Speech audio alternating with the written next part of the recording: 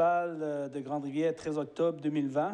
Donc, bienvenue aux téléspectateurs qui assistent à la séance du Conseil grâce à la télédiffusion de TVCGR du mois d'octobre 2020. Donc, aujourd'hui, on a maintenu encore les restrictions au niveau des mesures sanitaires pour la diffusion de la séance qui va être à huis clos, sans accès au public. Donc, comme d'habitude, je voudrais, là, avant d'adopter l'ordre du jour, je demande de délibérer dans un environnement de respect, d'intégrité et de transparence. Merci. Bonne rencontre.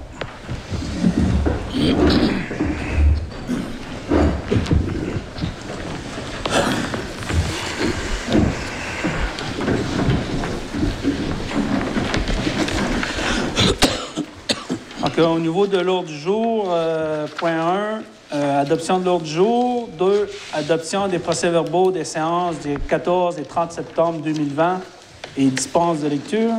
3, information au conseil correspondance. 4, tour de table des conseillers. 5, tour de table des officiers présents.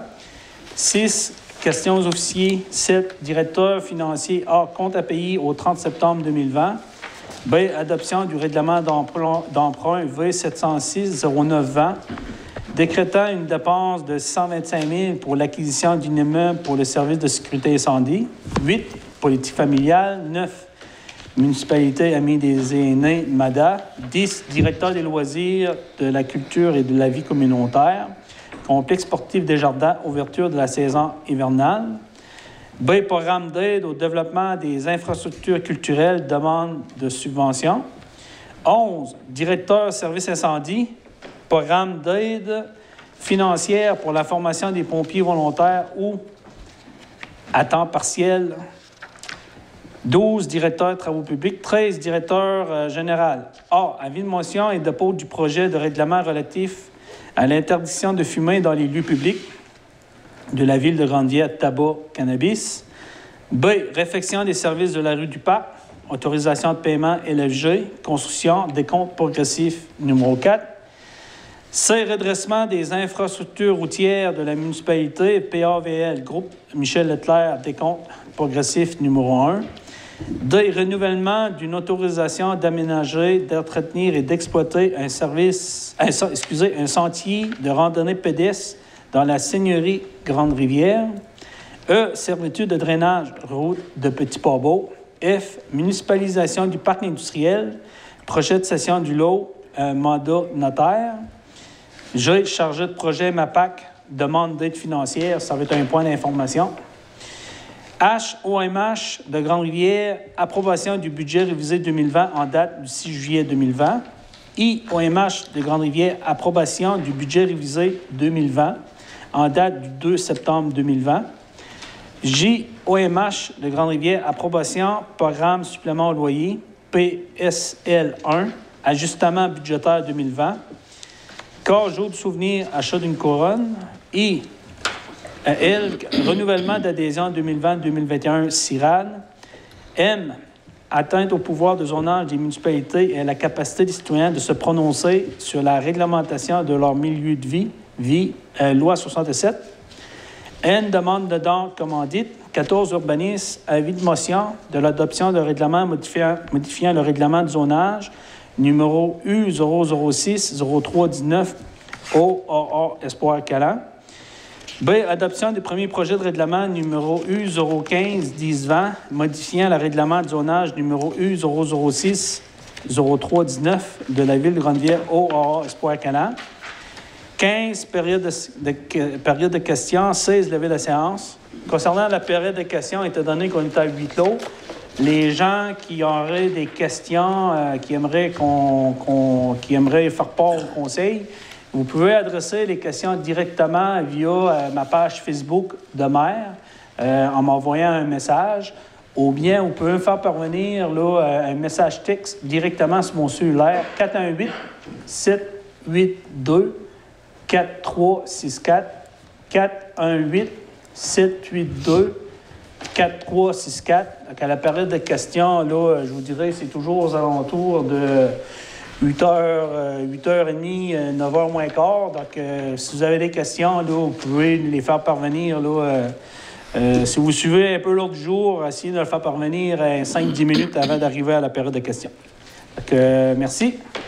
Donc, ça prendrait quelqu'un pour proposer l'ordre du jour. Proposé par M. Gaston Leblanc. J'ai vu Nicolas puis Leblanc, donc Gaston Leblanc. Donc, je considère que c'est adopté à l'unanimité. 2. Adoption des procès-verbaux des séances des 14 et 30 septembre 2020 et dispense de lecture. Considérant que les membres du Conseil municipal reconnaissent avoir reçu copie des procès-verbaux des séances des 14 et 30 septembre 2020 avant la tenue de la présente séance, qui en ont pris connaissance et se déclarent satisfaits du contenu des documents déposés. Il est dûment proposé par et résolu que soient adoptés tels que rédigés les procès-verbaux des séances du 14 et 30 septembre 2020, avec dispense de lecture. Donc, est-ce que quelqu'un propose? Je sais, comme d'habitude, là, vous avez les copies un petit peu d'avance, vous en prenez connaissance. Donc, si tout est conforme, M. Moreau, vous en faites la proposition? Oui. Parfait. Donc, tout le monde est unanime là-dessus? Oui. Donc, il faudrait faire un résumé de la séance extraordinaire qui a lieu au 30 septembre 2020. Monsieur le directeur général, est-ce que vous pouvez... Oui. Des grandes lignes au point 1, le financement temporaire règlement d'emprunt V704-07-20, réfection de diverses routes municipales et remplacement de ponceaux.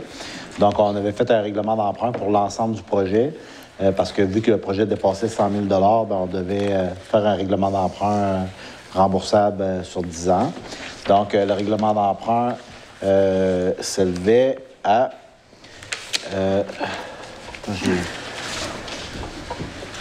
0,720. C'est 1 300... OK, 1 368 000. Donc, on a eu l'acceptation rapidement. Donc, puis ce soir, on fait justement le paiement du décompte numéro 1. Point numéro 2, l'avis de motion et dépôt du projet de règlement d'emprunt 706-09-20, décrétant une dépense de 625 000 pour l'acquisition d'un immeuble pour le service de sécurité incendie. Donc, à partir de ce soir, je pense que c'est plus un secret.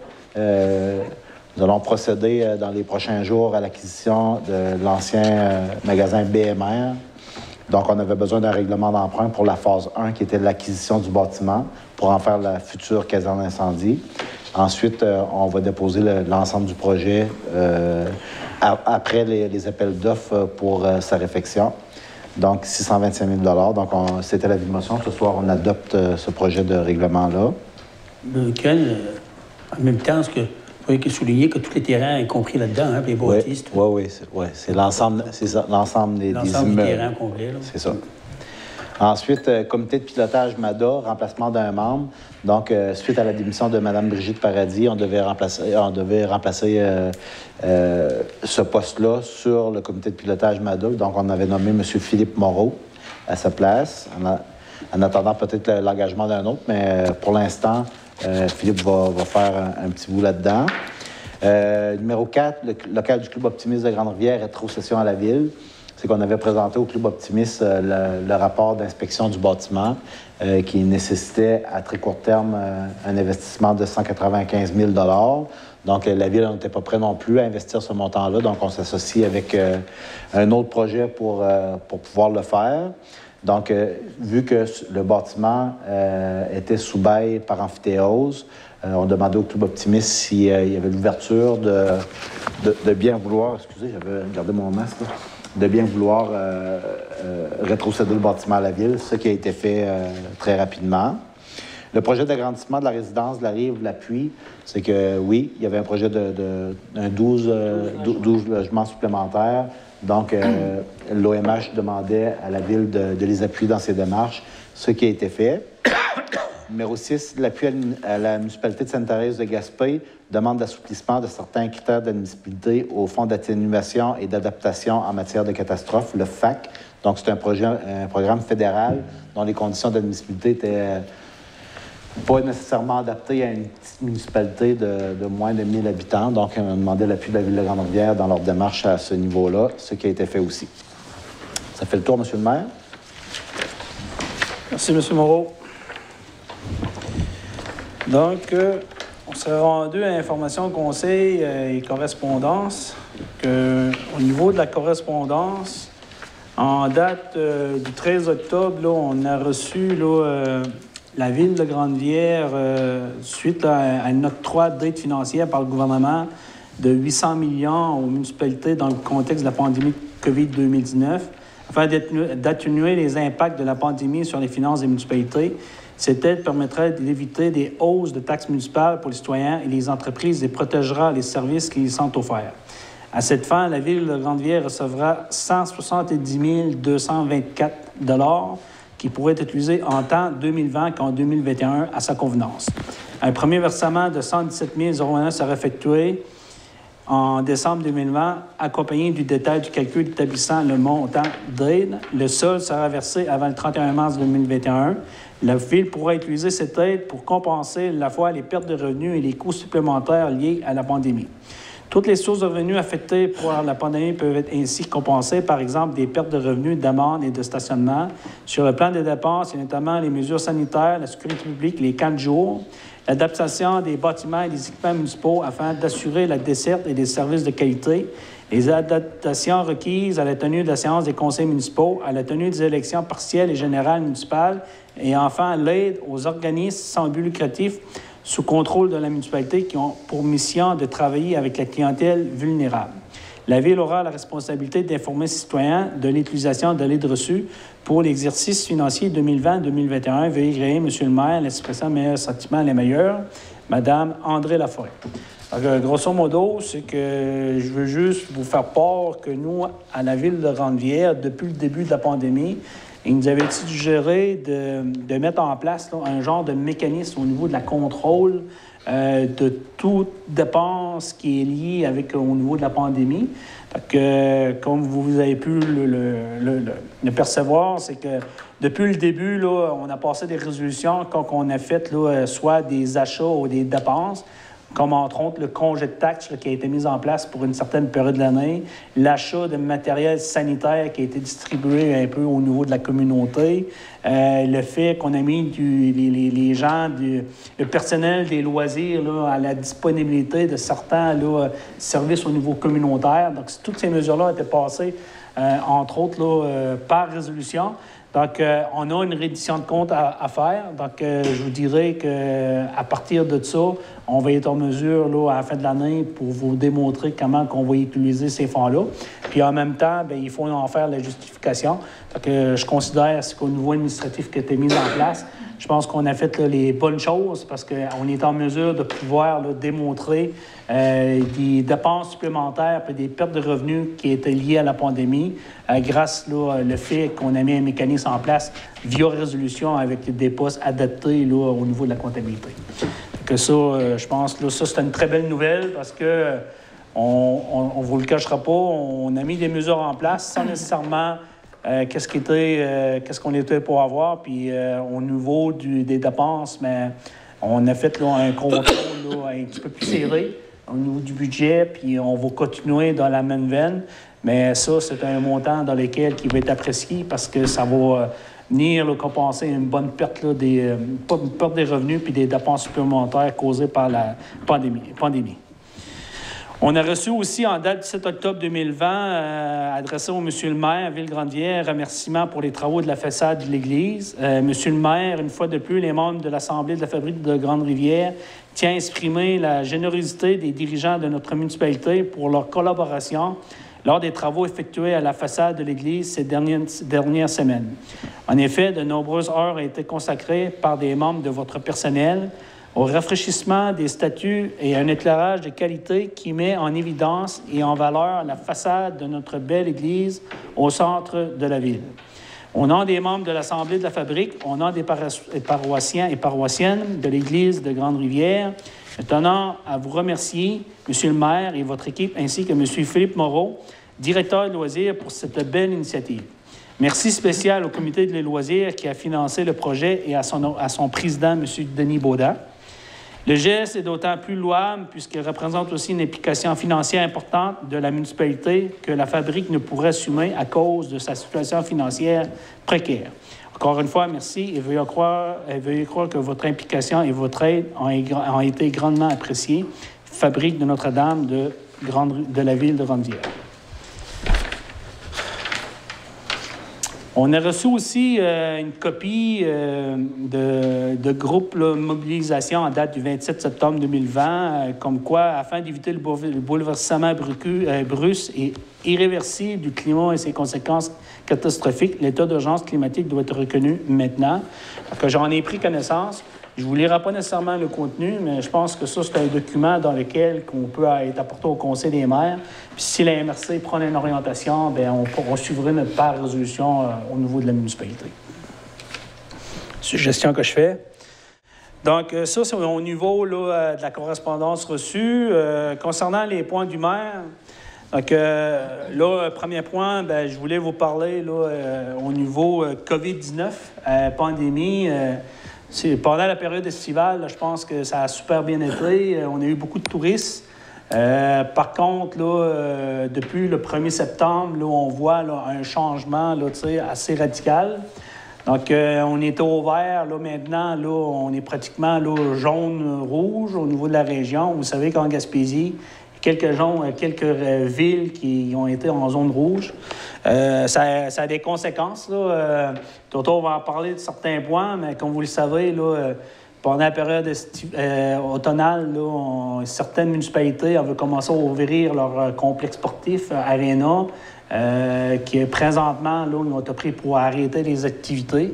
Donc, moi, ce que je demande à la population, à la municipalité de Grande-Rivière, je pense le gouvernement a demandé un 28 jours consécutifs là, d'être assez prudent. Donc, je vous encourage d'aller dans le même sens. Donc, le port du masque, laver les mains, la distanciation, respecter ça, c'est bien important parce que c'est sûr que tomber dans la zone rouge, ça amène certains inconvénients.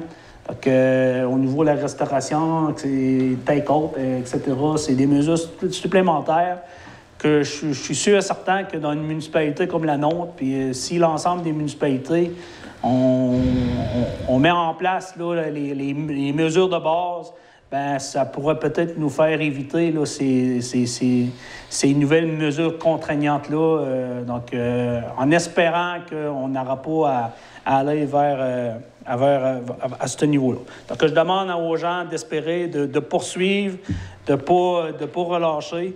Puis les conspirationnistes, là, ben écoutez, là, présentement, c'est que je ne vais pas en faire un débat, mais il y a des mesures qui est demandées par le gouvernement du Québec, la sécurité publique. Donc, moi, en tant qu'élu, je prône le message, puis j'espère que l'ensemble des citoyens vont faire en sorte qu'au sein de notre municipalité, on va respecter les consignes. Conseil d'administration de la Fabrique, je viens de vous lire un peu là, la lecture. L'autre dossier que je vais vous parler, Grand Mouvement Desjardins, projet Hub d'innovation. Je ne sais pas si les gens ont vu dernièrement une publicité qui a commencé à être diffusée. Grand Mouvement Desjardins, le Mérinov avait déposé là, une demande d'aide financière là, dans le cadre de la réalisation du projet du Hub d'innovation. Donc, le projet a été retenu pour une contribution financière de Desjardins.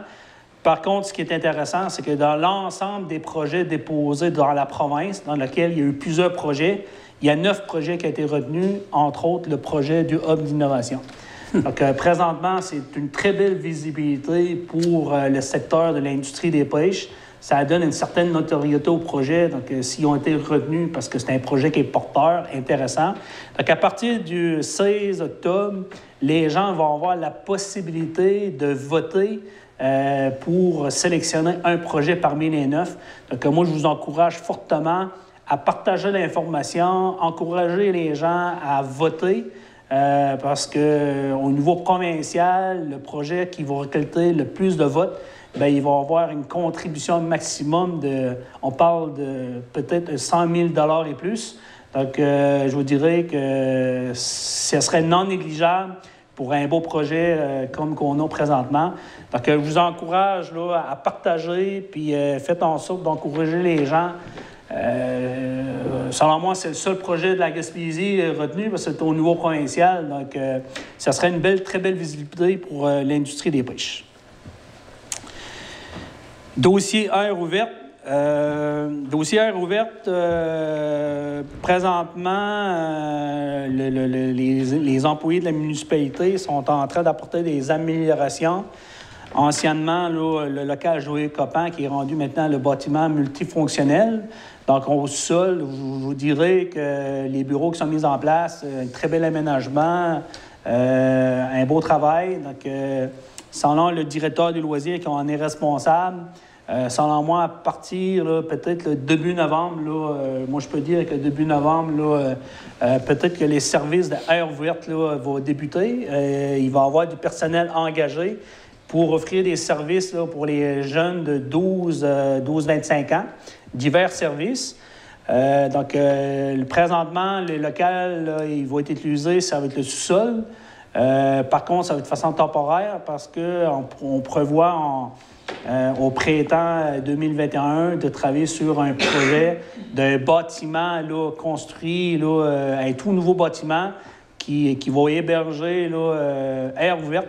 Puis en plus de ça, on va greffer aussi, on est en train d'analyser avec l'ensemble des organismes socio-économiques d'intégrer d'autres volets à l'intérieur de ce bâtiment-là pour en faire vraiment un genre de guichet unique pour les jeunes. Donc, c'est un super de beau projet dans lequel qui va desservir l'ensemble des jeunes de la MRC du Rocher-Percé. Donc, on est bien content d'avoir ce projet-là ici à Grande-Rivière. Mais ce qui est encore plus intéressant, c'est que malgré la pandémie, quand que les gens du CIS ont rencontré la municipalité, on s'avait engagé, on avait créé des attentes. Puis je pense que vous pouvez demander aux gens du CIS, la municipalité de Grande-Rivière, quand il prend des engagements, je pense qu'on est en mesure de dire qu'on est capable de respecter nos engagements. J'ai été un matin, M. le maire, voir le local, puis il est pratiquement prêt. Là. Oui. Il va être livré vendredi. Ouais. On va dire début novembre, parce que là, la chasse s'en vient. Puis, c'est ça. Mais je veux dire, la livraison au C3S, mais il reste encore le C3S à intégrer les bureaux, puis à l'adapter à ses besoins. Puis nous autres, il va rester on est en train de travailler l'affichage du C3S de la Gaspésie à l'extérieur, avec les règlements en place. Fait qu'on va régler ça cette semaine. Puis en principe, très rapidement, on va annoncer la venue de ce nouveau service-là. Tout est peinturé, les planchers sont faits, il reste rien que le encadrement, puis il faut aussi de pas. Parfait. Programme Réno Région.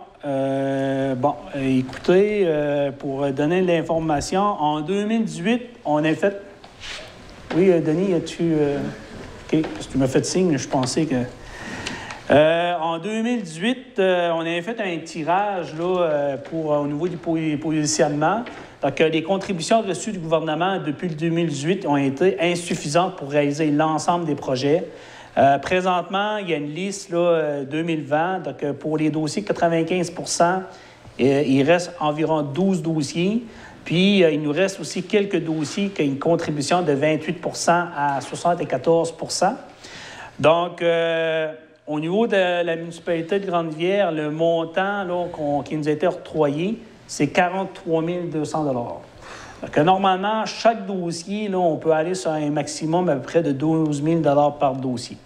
Donc, si vous regardez, ça nous donne après une possibilité de réaliser à peu près 4 dossiers. Donc, ce que je vous suggère, que le conseil, on a apporté à la MRC, les informations suivantes, c'est que 75 de cette enveloppe-là va être pour réaliser des dossiers 95 et plus. 25 va être pour les dossiers de moins de 74 Donc, si on peut réaliser 2-3 dossiers de 74 et moins, cette information-là a été transmise à M. Chouinard. J'ai demandé aussi à M. Chouinard de me répondre pour me faire part à quel moment il va être en mesure de contacter les gens dans lesquels qui sont sur la liste. Moi, j'ai reçu de la MRC la priorisation. Donc, je connais pratiquement les 3 premiers dossiers qui ont été interpellés. Mais comme d'habitude,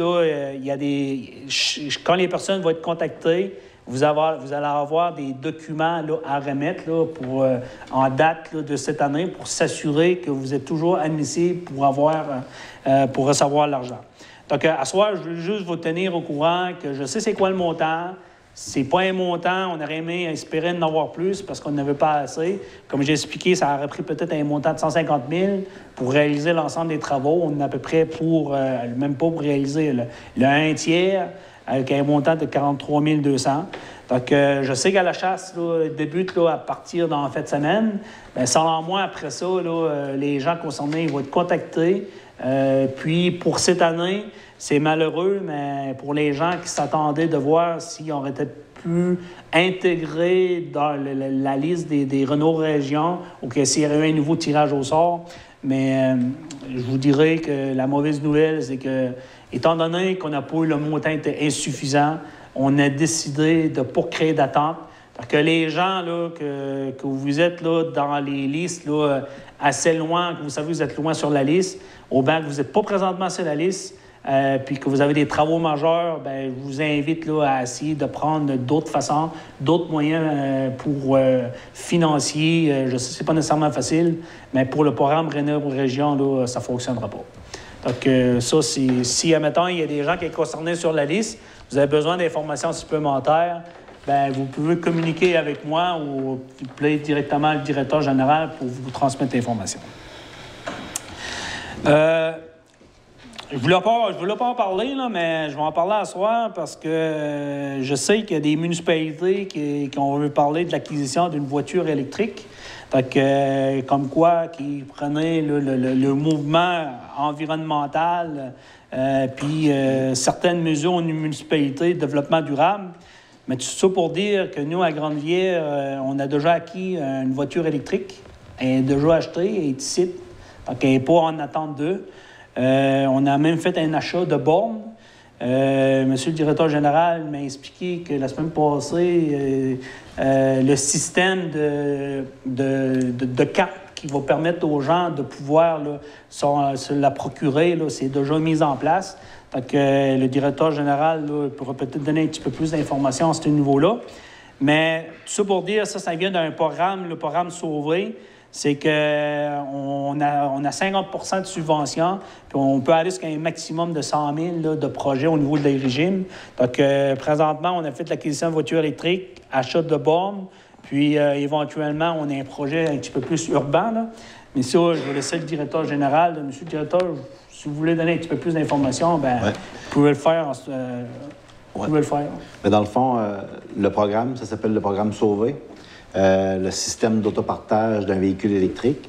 Donc, le grand principe, c'est que du lundi au vendredi, sur les heures d'ouverture, l'auto électrique est d'usage municipal pour les employés municipaux, administratifs. Même sur semaine, il y a les pompiers qui l'ont utilisé la semaine dernière pour aller en formation. Mais en principe, c'est qu'en soirée, à partir de 4 heures, puis toute la soirée et toutes les fins de semaine, cette voiture-là va être disponible pour les citoyens qui veulent bien la louer à un coût modique. Là. Si la tendance se maintient, ça va être aussi peu que 7 de l'heure. Puis ça va se faire via un système de réservation du régime. Donc, le régime, c'est partout à travers ça s'arrête sur la Gaspésie. Donc, ça pourrait aussi impliquer qu'un citoyen qui vient de la ville de Carleton, qui fait partie du programme, pourrait avoir, par exemple, une réunion à Percé, puis l'autobus arrête à Grande-Rivière, il pourrait prendre la voiture municipale pour se rendre à sa réunion, puis après ça, quand c'est terminé, venir la porter ici à la ville. Donc, on va vous expliquer de façon un petit peu plus pointue le système que vous pouvez... l'application que vous pouvez downloader sur votre téléphone cellulaire. Mais la première étape, c'était d'acquérir un véhicule qui s'adaptait avec le système Sauvé. C'est pour ça qu'on a un véhicule de marque GM, parce que c'est sûr qu'on essayait toujours de promouvoir l'achat local Ford, mais il n'y avait pas de véhicule électrique qui correspondait aux exigences de base. Puis on a fait installer le module à l'intérieur. Donc, dans les prochaines semaines, vous allez pouvoir vous inscrire directement au régime. Vous allez recevoir une carte. Puis avec la réservation avec votre cellulaire ou avec votre ordinateur. Vous allez pouvoir réserver à distance le véhicule, puis ça va activer automatiquement votre carte que vous allez apposer sur le pare-brise pour le déverrouiller, puis pouvoir l'utiliser. Donc, c'est une nouvelle technologie, une nouvelle façon de voir ça, de partager des biens municipaux avec la municipalité, parce que quand on regarde ça, dans le fond, c'est payé à même les deniers municipaux. Donc, on a embarqué dans le mouvement. On a profité aussi d'un achat de groupe avec d'autres municipalités, comme par exemple la municipalité de Maria, de Caplan. De Maria ou de Caplan, en tout cas, ils ont acheté 2 véhicules en partant. Donc, nous, on a commencé par un. On va voir comment que ça se passe. Mais avec les projets de développement qu'on a pour notre municipalité, à mon avis, je pense qu'on a pris une bonne tendance, puis que ce véhicule-là va pouvoir être partagé avec pas juste des citoyens, mais aussi avec des organisations de notre municipalité pour faire en sorte qu'on va partager les coûts d'achat de ce véhicule-là qui avait déjà été subventionné à 50 Parfait. Merci. Consultation publique réseau d'égouts d'Aqueduc, là, je pense que ça fait 3 séances qu'on en parle, là, mais tout ça pour dire que je vais apporter comme information supplémentaire. Là, présentement, là, on a quelques travaux. Là. Il y a le dossier de l'aéroport, le dossier PAVL, il y avait le dossier Pump Track, qui était tout en construction présentement. Donc, ça prenait une certaine surveillance de gestion par le directeur général puis les directeurs de services. Dans le contexte de pandémie, bien, comme vous pouvez le voir, en zone orange, tu sais, consultation publique, à un moment donné, on était à 250, puis ça a été diminué à 25. Donc, parallèlement, par contre, ce qu'on a fait, c'est qu'on a procédé à une demande au gouvernement pour inviter la ministre Laforêt, mais la ministre Le Boutillier, pour faire des annonces officielles avec une pelle de terre pour lancer le projet. Donc, ce qu'on prévoit là, au niveau de la municipalité, après la chasse, peut-être début novembre, si la pandémie, on est capable de mettre un système en place, parce qu'il faut s'assurer de respecter les normes. Donc, ce que j'ai discuté peut-être avec les membres du conseil, c'est qu'on va peut-être bien là, demander là, d'utiliser peut-être là, l'église à Grande-Rivière, puis on ferait peut-être une consultation en 3 phases. Donc, en réalité, c'est pour permettre là, aux gens de s'inscrire peut-être à chacune des phases. Donc, exemple, une phase serait peut-être là, la rue du Moulin, avec l'ensemble là, des propriétaires de maisons, de terrains. Puis, dans une autre consultation, peut-être d'aller plus avec la rue de l'horizon sud, l'horizon nord, Bellevue, Pionnier. Puis, une autre consultation pour les gens hors du secteur qui voudraient avoir de l'information. Donc, ça nous permettrait là, d'avoir des petits groupes de chacun des secteurs, puis d'être en mesure de planifier nos rencontres en conséquence. Donc, je vous en parle ce soir, mais c'est en développement, donc avec le directeur général. Il y a aussi, on veut s'assurer aussi des disponibilités de la firme d'ingénierie. C'est important parce qu'on veut être en mesure de vraiment donner les informations de l'ensemble du projet puis que chaque personne qui a des questions, pour qu'on soit en mesure directement sur place pour amener les réponses. Puis en même temps, le directeur général proposait aussi là, les genres de tableaux selon la valeur la valeur municipale de votre maison par 100 000 évaluations. Bien, l'investissement d'infrastructure, voici l'impact qui est prévu. Donc, mais tout ça pour dire que c'est un projet qui est très bien monté. On est allé, là, je vous dirais qu'on est allé chercher le maximum dans lequel on pouvait aller chercher. Puis, on reste juste... J'ai hâte que la consultation publique, ça n'aurait pas été de la pandémie, c'est quelque chose qui aurait pu se faire là, rapidement. Mais on veut faire bien les choses, puis on veut s'assurer de les faire dans un environnement là, dans lequel on est en mesure de respecter les mesures là, sanitaires. Donc... Mais cette consultation-là, ce qui est important de dire, c'est que ça retarde en rien le projet. Non. L'argent, là, est accordé, est annoncé. Donc, c'est ça qui est le plus important. Ouais. Je dirais, là, faire une consultation sans nécessairement savoir si tu as l'argent, ça, là, tandis que là, c'est l'inverse. On a l'argent, mais à cause de la pandémie, c'est contraignant de pouvoir faire les démarches, là, normalement politiques pour le lancement du projet, puis administratif au niveau de la consultation publique. mais on va faire les choses. Puis au niveau politique, en complément d'information, on n'a pas eu le temps d'en parler en séance de travail. La dernière communication que j'ai eue avec le bureau de Mme Leboutillier, ce qui se fait, en tout cas, la tendance de ce temps-ci au niveau des annonces, c'est que lorsqu'il y a des projets majeurs, pour faire, mettons, une pelletée de terre, ou comme par exemple la ville de Gaspé pour l'aéroport, on a décidé d'attendre au printemps, de laisser une chance à la pandémie de faire son bout de chemin, d'avoir de l'évolution significative. Fait qu'au lieu de toujours travailler dans l'inconnu de ce qui va se passer dans 1 semaine ou 2 semaines, on a décidé de laisser un bon laps de temps pour pouvoir procéder aux annonces ultérieurement. Fait que sinon, ben, on doit se contenter d'une implication aussi faible que d'une citation dans un communiqué de presse. Puis je pense qu'avec un projet attendu comme ça, au niveau politique, on va essayer de faire la même chose pour que l'annonce ait vraiment un impact significatif. Parfait. Donc, l'autre dossier, caserne de pompiers, c'est un dossier qui est à l'ordre du jour. Donc, comme vous pouvez voir, on fait l'acquisition du bâtiment là, BMR, donc au niveau de la résolution, puis l'acquisition aussi de l'ensemble des terrains. Donc, on a eu aussi la lettre, là, comme quoi que la municipalité de Grande-Rivière ainsi que la municipalité de Sainte-Thérèse-de-Gaspé, on est octroyé une contribution à 65 %. Donc, tout ça pour dire, c'est que ça aussi, ça a été une très belle structure de financement. Puis le fait d'acquérir les terrains là, aux alentours, ben, pour la ville, ça donne des belles opportunités d'affaires, des revenus là, prévus, qui étaient non prévus au départ, mais ça serait des revenus de taxes additionnelles qui vont être apportés à la ville. Donc ça, c'est vraiment intéressant au niveau du projet. Dossier parc avivernage à bateau. Vendredi, on avait une rencontre avec la députée Mégane Perry-Melançon pour faire un suivi. Donc, le dossier, là, présentement, est au niveau politique. Donc, je fais des suivis là, de façon très hebdomadaire. On a eu une rencontre avec le sous-ministre mercredi pour en parler. Vendredi, on était avec Mégane Perry-Melançon. Puis, à ce soir, ben, je suis en train d'écrire à l'attaché politique là, au ministre des Pêches. Donc, c'est juste pour vous dire que il y a des suivis qui se font. Au niveau de la municipalisation du parc, là, 2 projets, des rencontres et de demandeurs. Donc, on a 2 projets en allant présentement. Chargé de projet, qui a un poste va être ouvert. Donc là, présentement, on a fait notre demande d'aide financière. La demande financière est au bureau à Gaspé pour analyse présentement.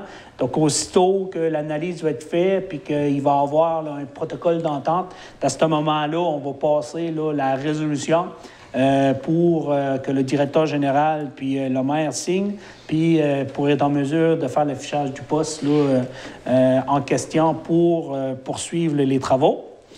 Dans le cadre de la municipalisation du parc, là, on est dans un processus de cession de terrain du MAPAC de Hello qui va permettre l'agrandissement là, de l'entreprise, là, les industries FUPEC.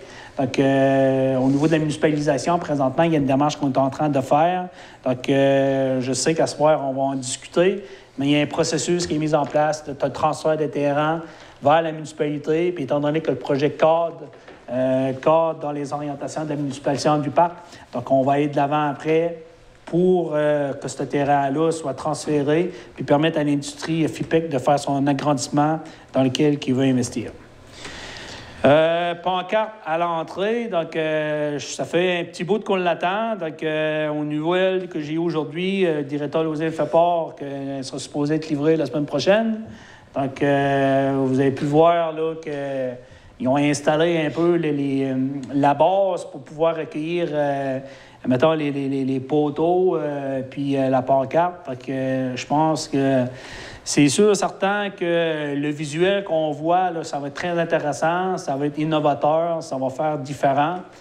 Mais je vous dirais qu'on commence à avoir hâte de voir la pancarte. Donc, en espérant que si le concepteur qui en fait la conception, s'il peut m'entendre ce soir, j'espère que la promesse va être tenue pour la semaine prochaine.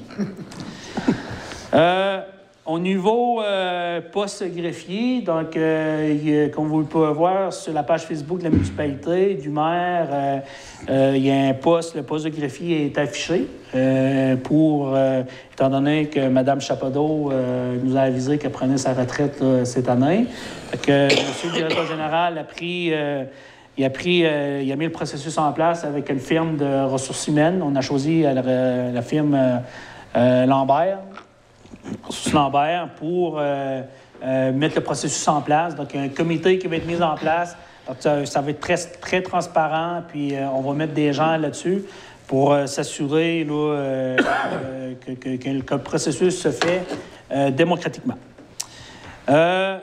Puis, quand on dit démocratiquement, bien, ça permet aussi à l'ensemble des gens qui pensent qu'ils ont les compétences et les qualifications de pouvoir appliquer sur le poste. Puis, j'invite les gens qui se sentent concernés d'appliquer sur le poste. C'est quand même un gros poste à combler. Oui. Des grosses chaussures à chausser. Pas moi. L'autre dossier, Espoir Calan. Bien, écoutez, là, tantôt, là, dans la séance extraordinaire, le directeur général a donné un peu les grandes lignes. Tout ça pour dire qu'on a un projet présentement, peut-être là, d'apporter certaines améliorations locatives à l'ancien local dans lequel le club optimiste là, abritait. Mais concours de circonstances, là, avec les rénovations qu'on fait présentement au complexe là, multifonctionnel, éventuellement, il y a des bureaux qui vont être disponibles, là, pour exemple, au Club Optimiste, qu'on avait de l'argent à investir. Donc, étant donné que c'était dans la zone industrielle, donc il y avait possibilité d'utiliser ce bâtiment-là pour en faire un bâtiment pour abriter au Espoir Calan. Si le dossier est piloté par la MRC, demain après-midi, on a une rencontre. Ce sujet est à l'ordre du jour, on va en savoir un petit peu plus. Mais ce qui est le côté positif là-dedans, c'est que nous, on travaille pour faire en sorte que le service soit mis en place parce que c'est un besoin au niveau de la MRC. On a des responsabilités, l'ensemble des municipalités envers là, au niveau des chiens. Puis en plus, bien, ce qui est intéressant pour le projet, c'est qu'on veut greffer ça aussi à un service de vétérinaire. Parce que ça nous permettrait d'avoir un service de vétérinaire là, directement à la municipalité. Parce que la plupart des gens, présentement, ce que j'en sais, c'est soit Gaspé ou New Richmond, Kaplan. Donc, avoir un service additionnel dans la MRC, ça serait très apprécié. Écoutez, je pense que j'ai fait le tour, mais je pense que, monsieur le directeur, tantôt, vous avez fait une très belle suggestion parce que là, présentement, à cause de la pandémie, je vous dirais qu'on a plusieurs projets. Donc, si, admettons, on déciderait de faire nos pelletés de terre peut-être au printemps, bien, ça nous permettrait peut-être de faire pelletés de terre pour le projet de Pump Track, projet des réseaux d'égouts aqueducs, projet de caserne de pompiers, certains dossiers de la municipalisation du parc, parc hivernage, le hub d'innovation. Donc, c'est des gros projets. Donc, si on n'est pas faire descendre les ministres, on est-tu bien les faire descendre puis faire le tour de l'ensemble des projets de la municipalité? Ouais. Je leur fais une suggestion. Je ne sais pas si tout le monde est d'accord avec ça, mais... Laquelle va servir, là? Je pense que ça serait une belle opportunité. Puis ce sera à ce moment-là qu'on ferait une belle conférence de presse pour démontrer que dans un mandat de 4 ans, que le conseil a travaillé fort, puis on est parti de rien, on a semé, mais on va récolter ce qu'on a semé. Puis, M. le maire, juste pour ajouter, les projets ne sont pas retardés non plus. Les projets ne sont pas retardés. Parfait. Donc, avez-vous parlé du Pump Track? Oui. Ben non, le Pump Track, vous avez raison, M. Moreau. Au niveau du Pump Track, là, j'en ai pas parlé. Puis, écoutez, je voudrais profiter de l'occasion. Là, c'est que ce qui est bien important, c'est que là, on installe les lampadaires, on va au niveau de l'éclairage. Je sais qu'on a mis les consignes, mais ce que je suggère fortement, ça part le port du casque. Puis j'invite aussi les jeunes là, à s'équiper pour avoir au niveau de la protection. Il va y avoir des petits ajustements. Exemple, là, malgré qu'on a mis des pancartes, demander aux gens de passer par le stationnement. Il y a des jeunes qui veulent monter dans la côte, puis que là, bien, toute la partie granulaire là, de vitre qu'on a instaurée, il semblerait-il qu'il y a des granulaires qui se ramassent sur l'asphaltage. Donc, ça peut être dangereux, surtout pour eux qui en font avec les planches à roulettes, donc les skateboards. Donc, tout ça pour dire, là, on veut faire de la prévention. Puis, je vous dirais que c'est malheureux, mais il y a 2 jeunes là, dans lesquels on était pris pour les aviser qu'ils sont soit expulsés, je pense, pour un minimum d'1 mois. Donc, parce qu'il y a certaines règles de la vie qu'il doit respecter. On doit respecter le prochain, puis on doit être poli. Donc, ça n'a pas été nécessairement le cas. Donc, nous, là, ça pour dire, là, c'est une infrastructure qui va être en place, que malgré qu'il n'y aura pas nécessairement toujours une présence de la municipalité, mais ça va être quelque chose qui va être très bien encadré. On va avoir aussi là, des caméras de surveillance, puis il n'y aura pas nécessairement de passe-droit. Donc, on veut que c'est une infrastructure qui va être là à la disposition pour l'ensemble des citoyens, des jeunes. Donc, on demande là, à tout le monde de bien collaborer. Donc, éviter là, d'escalader là, l'infrastructure par l'extérieur, parce que j'ai eu comme commentaire qu'on veut éviter les blessures. Donc, puis ça, bien, ça prend là, une bonne collaboration de tout le monde. Puis ça prend une surveillance de parents. Tu sais, le pump track, là, c'est pas une caderie qu'on débarque les jeunes là puis qu'on part. C'est la responsabilité du parent de s'assurer que son enfant pratique le sport de façon conforme puis que l'enfant a au minimum le port du casque. C'est pas la responsabilité de la municipalité de s'assurer que le jeune, ça, c'est une responsabilité parentale. Des genoux puis des coudes, M. le maire. Non? Oui, donc ça, c'est des... je vous dirais tout ce qui est disponible. Puis c'est sûr qu'avec le comité de loisirs, éventuellement, on va regarder peut-être pour la possibilité d'acquérir certains équipements, peut-être aussi, là, tu sais, des BMX pour prêter. Mais écoutez, là, le projet est en développement, puis je sais qu'il fait fureur parce que les jeunes, là... Je suis bien content, par contre, de voir que beaucoup de jeunes sont là puis que ça marche. Pratique, ça fonctionne. Donc, on a réalisé de quoi intéressant qui répond aux besoins qui ont été exprimés par les jeunes. Puis je vais arrêter de parler parce qu'il est 8 heures encore, on va pas commencer à réunir encore. Puis le reste des installations, c'est l'appui qui les a retardés. Puis vu que c'est en sous-traitance, ça se peut que ça retarde un peu. Parfait. OK. Donc, on serait rendu autour des tables des conseillers. Madame Langelier. Merci, Monsieur le maire. Bonsoir tout le monde. Moi et Mme Nicolas, on a recommencé nos activités MADA en séance Zoom. En juin, on avait distribué 70 questionnaires dans la municipalité. Nous avons eu 81 de taux de participation. Et avec les résultats de ces questionnaires-là, on va faire notre plan d'action qui devrait être avant Noël, je pense, parce qu'on travaille pas mal. On a encore une rencontre demain qui va être notre 3e rencontre depuis l'été. Ça fait que c'est ça. Je vous tiens toujours au courant de nos actions. C'est tout. Merci. M. Moreau? Oui, juste un point, M. le maire, c'est au sujet du local optimiste. Pas parce que le local optimiste soit cédé à la ville que le club optimiste est fini, là. Au contraire, vu qu'il y a eu des grosses réparations, le club optimiste n'avait pas le moyen de faire ces réparations-là. Puis qu'on a eu une entente avec la ville. Tous les membres ont dû voir le local. On s'en va au seul, à partir de l'an prochain, on s'en va au seul l'ancien club de l'Orge d'Or à Grande-Rivière. Ça fait que, pour toutes les informations, s'il y a des rumeurs que j'ai entendues, que le club était fini, il est loin d'être fini. Au contraire, bien, c'est sûr que la pandémie, ça aide pas. On ne peut pas faire grand-chose. Mais aussitôt que la pandémie on va continuer à s'occuper de nos jeunes à Grande-Rivière. Merci, M. le maire. Parfait. Monsieur Briand. Merci, M. le maire. Bonsoir tout le monde. Moi, j'avais prévu à soir, mon premier item, c'était bien sûr le prolongement des eaux usées. Mais là, regarde, la consultation publique va venir après la chasse. M. le maire, vous avez très bien expliqué tantôt comment ça va se dérouler. Ça fait que je n'aimerais pas répéter ce que vous avez dit. Puis tout ça, si on regarde tout ça ensemble, ça veut dire que le projet, M. Moreau, tantôt, vous avez parlé que le projet ne sera pas retardé. Tout est prévu pour ça. Oui. Ça veut dire que moi, comme c'est là, moi c'est merveilleux, ça va bien. Bon, parfait. Madame Nicolas? Merci, Monsieur le maire. Bonsoir à tous. Moi, je vais faire un survol de mes dossiers. Pour l'OMH, ça va très bien. Nous sommes à pleine capacité. Nous n'avons aucun logement de libre. Et pour la Maison de culture, ma réunion commence la semaine prochaine.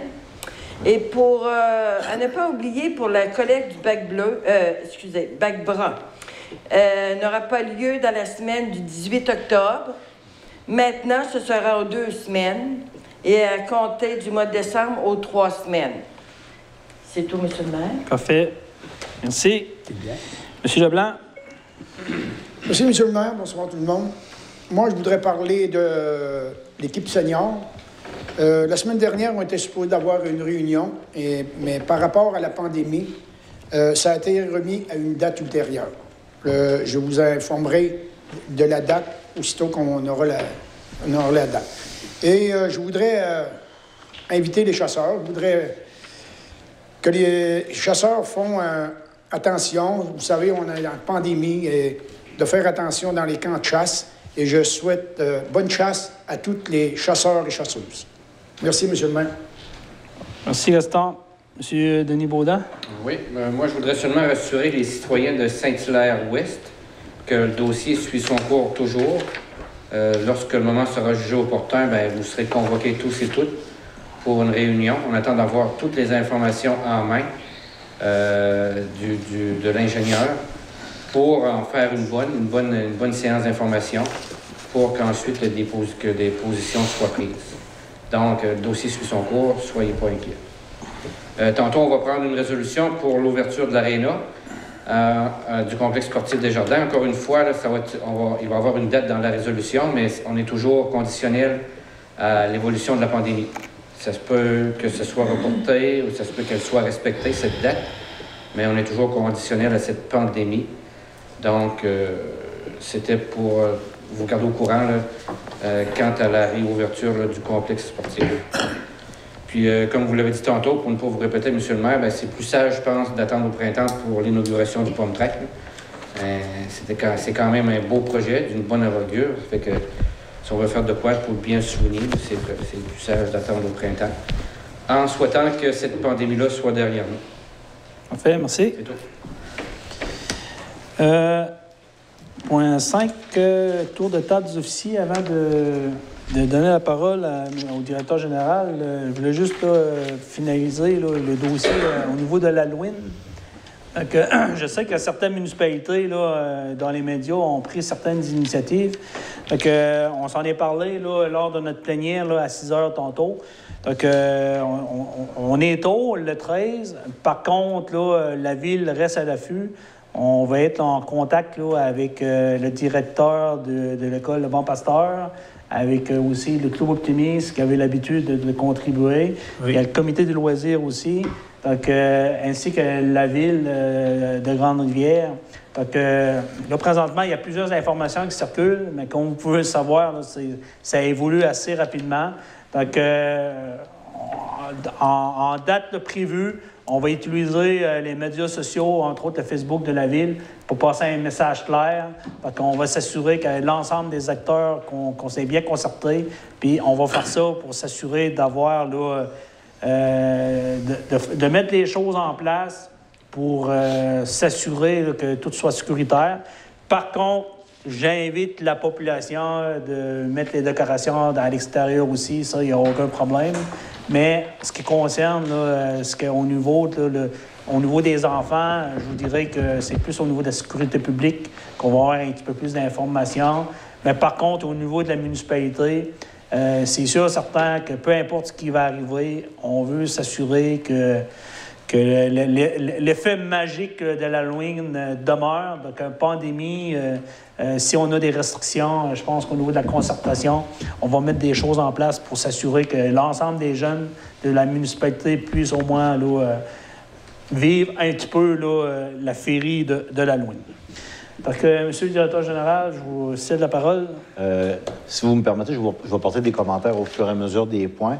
Le point d'information publique, c'est qu'à partir de demain, les travaux dans les rangs de réfection de ponceau, ça va être terminé. Ça s'est bien déroulé. Les gens ont très bien respecté les signalisations qui étaient changeantes parce que au lieu de faire de la circulation en alternance, on a décidé de donner un grand coup puis de faire tous les ponceaux au complet du matin au soir pour passer à un autre secteur le lendemain. Donc, les travaux d'asphaltage, à cause de la pluie de la semaine passée, c'était presque toute la semaine. Tous les travaux dans l'ensemble de l'immersion ont été retardés d'une semaine. Donc, par conséquent, nous autres aussi. Donc, les travaux d'asphaltage vont débuter par le secteur Saint-Hilaire, Fait que ça nous a permis, aux employés municipaux de faire des réparations de têtes de pluviales, puis de conduits d'égout. Fait que ça, on a réalisé l'ensemble des travaux. Donc, on va commencer l'asphaltage par le secteur Saint-Hilaire, puis ensuite, on va faire le secteur Port-Beau à partir du début de la semaine prochaine. Fait que je pense qu'à partir de vendredi prochain, tous les travaux vont être terminés. Asphaltage y compris. Merci. Oui. Avais-tu d'autres choses? Ou... Non, mais le reste, c'est dans les points pour décision. Parfait, super. Est-ce que vous avez des questions aussi? Non, c'est beau. Parfait. On va sur ce point-là. Point 7, directeur financier, compte à payer au 30 septembre 2020. Il est dûment proposé par et résolu que soient adoptés les comptes à payer au 30 septembre 2020 tels que présentés par le directeur financier pour un total de 157 259,46. Le Conseil municipal prend acte de la liste des comptes du journal des boursiers déposés par le trésorier. Donc, comme d'habitude, M.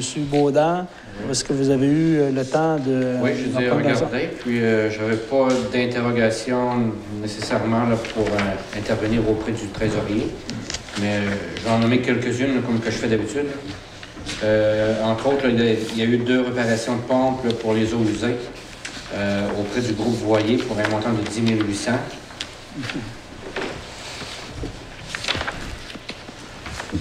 Ensuite, j'avais souligné de l'acide citrique là, pour les produits chimiques pour l'usine d'eau potable là, au montant de 18 700. Sel Warwick, c'est l'achat de sel de déglaçage là, de 205 tonnes au montant de 25 000. Donc, on sait que c'est la longue saison qui s'en vient, donc ça va prendre du sel de déglaçage. C'est à peu près ça les grosses factures. Le restant, c'est pour le bon fonctionnement des différents services. J'en ferai proposition, M. le maire. En fait, quand on parle des pompes, c'est-tu des pompes qu'il y a en haut? C'est dans les différentes stations de pompage. Ouais, dans les 8 stations de pompage. Oui, OK. Bon. Donc, M. Baudin a fait la proposition. Est-ce que tout le monde est d'accord avec ça? Oui. Adopté à l'unanimité. Puis au niveau des finances, ben, c'est comme d'habitude, là, je me suis entendu avec le directeur. C'est sûr que là, avec la pandémie, il y a eu un peu de supplémentaire, mais au 30 septembre, normalement, là, il y a un rapport qui m'est remis là, pour connaître un peu l'état des finances de la municipalité. Donc, on s'est entendu, moi puis M. Berthelot, comme quoi je vais savoir ça là, d'ici avant la fin du mois, puis pour s'assurer qu'on respecte là, le budget qui a été adopté. Point B, adoption du règlement d'emprunt V706-09-20 décrétant une dépense de 625 000 pour l'acquisition d'un immeuble pour le service de sécurité incendie. Attendu que la caserne ne répond plus aux besoins actuels et futurs de la municipalité, attendu que la Ville de Grande-Rivière a signé une promesse d'achat au montant de 625 000 avec Matériaux Kega Inc. pour l'achat de l'immeuble situé au 139 rue du Parc à Grande-Rivière, attendu que la Ville de Grande-Rivière possède une entente intermunicipale concernant le partage des coûts de projet avec la municipalité de Sainte-Thérèse-de-Gaspé, attendu que la Ville de Grande-Rivière a présenté le projet d'infrastructure à la municipalité de Sainte-Thérèse-de-Gaspé, attendu que la Ville de Grande-Rivière et la municipalité de Sainte-Thérèse-de-Gaspé ont pris connaissance du guide du programme RECIM et qu'elles s'engagent à respecter toutes les modalités s'appliquant à elles, attendu que la demande d'aide financière déposée dans le cadre du programme RECIM du ministère des Affaires municipales et de l'Habitation a été jugée prioritaire selon une communication écrite du MAMACH et que le taux d'aide financière pour ce projet est estimé à 65 %. Attendu que la Ville de Grande-Rivière doit devenir propriétaire de l'immeuble des Crissio pour pouvoir répondre aux exigences du programme de réfection et construction des infrastructures municipales volet 2 RECIM, afin d'y inclure le bâtiment pour sa demande d'aide financière. Attendu que l'avis de motion du présent règlement a été dûment donné lors de la séance du Conseil tenue le 30 septembre 2020 et que le projet de règlement a été déposé à cette même séance, attendu que chaque membre du Conseil a reçu préalablement à la tenue de la séance une copie du règlement numéro V706-09-20. Pour ces raisons, il est dûment proposé et résolu que le Conseil adopte le règlement portant le numéro V706-09-20. Propose. Proposé par Valérie. Que tout le monde est en accord avec ça? Oui, vous-même. Donc, adopté à l'unanimité. Donc, au niveau, un bref résumé, là, ce qui a été discuté au niveau de la réglementation, c'est que dans notre PTI, programme triennal d'investissement, pour la caserne de pompiers, on avait 1,6 million. On avait des investissements pour pratiquement 12 millions. 1,6 million. Donc, comme vous le savez, c'est que quand on a su que BMR avait pris la décision de fermer, qui a mis le bâtiment en vente, donc à ce moment-là, il n'y a pas nécessairement beaucoup d'entreprises qui ont manifesté de l'intérêt d'acquérir ou de relancer. Suite à ça, la municipalité a été approchée par KEGA pour voir si on avait l'intérêt d'acquérir le bâtiment. À partir de là, on a décidé de faire une promesse d'achat d'un montant de 625 000. Puis je vous dirais que en tout cas, le prix de vente là, était pratiquement le double, puis la valeur là, municipale est 1 million et plus là, du bâtiment. Donc à partir de là, nous, on a fait des scénarios de voir si on allait vers une construction d'une caserne neuve ou de faire des améliorations sur la caserne existante. Puis dans les 3 options, c'était l'option de transformer le BMR. Je vous dirais qu'on a travaillé sur plusieurs scénarios, mais tout ça pour vous dire, c'est que ce qui est intéressant, c'est qu'il y avait prévu 1,6 million.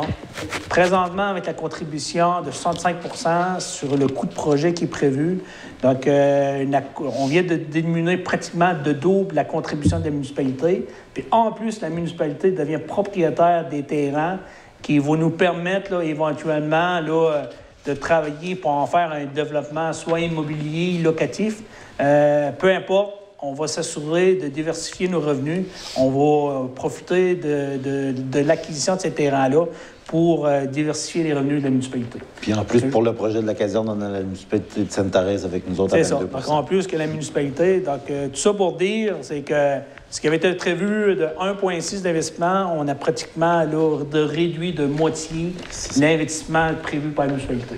Je ne veux pas nécessairement aller trop dans les détails parce qu'il va falloir là, qu'on va en appel d'offres. Mais tout ça pour dire, là, je pense que c'est intéressant. C'est pour ça qu'aujourd'hui, on fait l'acquisition du bâtiment. Puis après, bien, on va aller en appel d'offres au SEAO pour l'ensemble du projet. Puis si tout va bien, bien, c'est un autre projet qui va débuter ce printemps. Période de questions. OK, je pensais qu'il était moins tard. Oui, Astor? Non, c'est juste pour demander, c'est 22 Sainte-Thérèse, hein? Oui. OK, c'est bon. 2,6. Donc, bon, je pense que j'ai fait un bon résumé, Mme Chapadot. Excellent. Donc, point 8, politique familiale, à rien l'autre jour. 9, MADA, rien l'autre jour. 10, directeur des loisirs, de la culture et de la vie communautaire. A, complexe sportif des jardins, ouverture de la saison hivernale. Il est dûment proposé par et résolu que le conseil municipal autorise le directeur de loisirs, de la culture et de la vie communautaire à procéder aux opérations de mise en marche du système de refroidissement pour une ouverture du complexe sportif le 2 novembre 2020.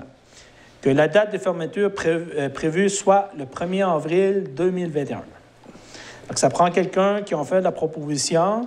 Je propose. Proposée par Mme Nicolas, mais on va tenir compte aussi des propos du conseiller en loisirs, maire suppléant aussi, comme quoi que ça va se faire selon là, le développement d'évolution de la pandémie. Donc, ça se peut que ça ira reporté au mois de décembre.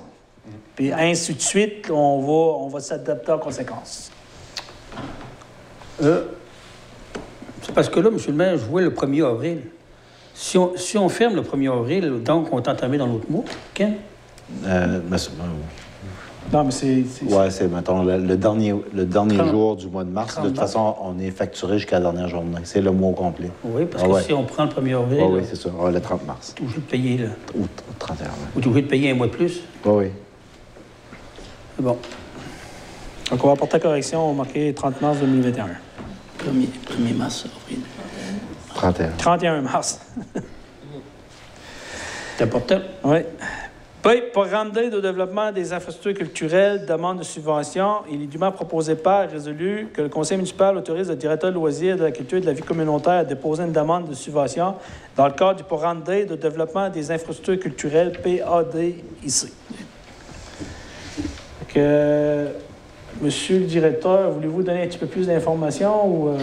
Bien, dans le fond, c'est que dans le programme pour repartir là, l'économie, là, le niveau culturel n'a pas été oublié. Puis nous autres, c'est sûr qu'on avait plusieurs petits projets un peu partout dans le village à saveur culturelle.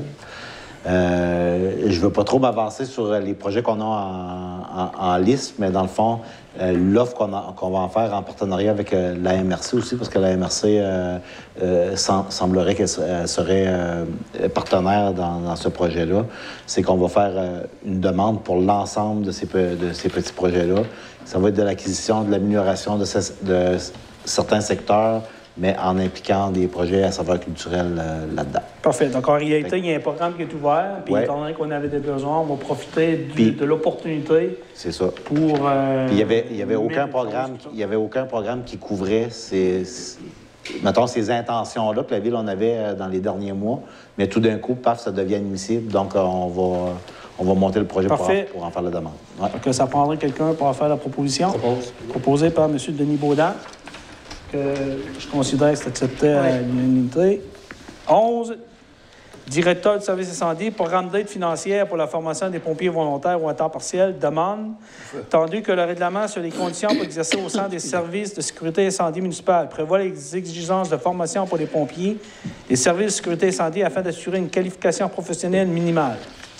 Tandis que ce règlement s'inscrit dans une volonté de garantir aux municipalités la formation d'équipes de pompiers possédant des compétences et les habiletés nécessaires pour intervenir efficacement en situation d'urgence, attendu qu'en décembre 2014, le gouvernement de Québec a établi le programme d'aide financière pour la formation des pompiers volontaires ou à temps partiel, tandis que ce programme a pour objectif principal d'apporter aux organisations municipales une aide financière leur permettant de disposer du nombre suffisant de pompiers qualifiés pour agir efficacement et de manière sécuritaire en situation d'urgence, attendu que ce programme vise également à favoriser l'acquisition des compétences et des habiletés de base requises par les pompiers volontaires ou à temps partiel qui exercent au sein des services de sécurité incendie municipaux, tandis que la municipalité de Grande-Rivière désire bénéficier de l'aide financière offerte par ce programme, tandis que la municipalité de Grande-Rivière prévoit la formation de 2 pompiers pour programme Pompier 1 au cours de la prochaine année pour répondre efficacement et de manière sécuritaire à des situations d'urgence sur son territoire,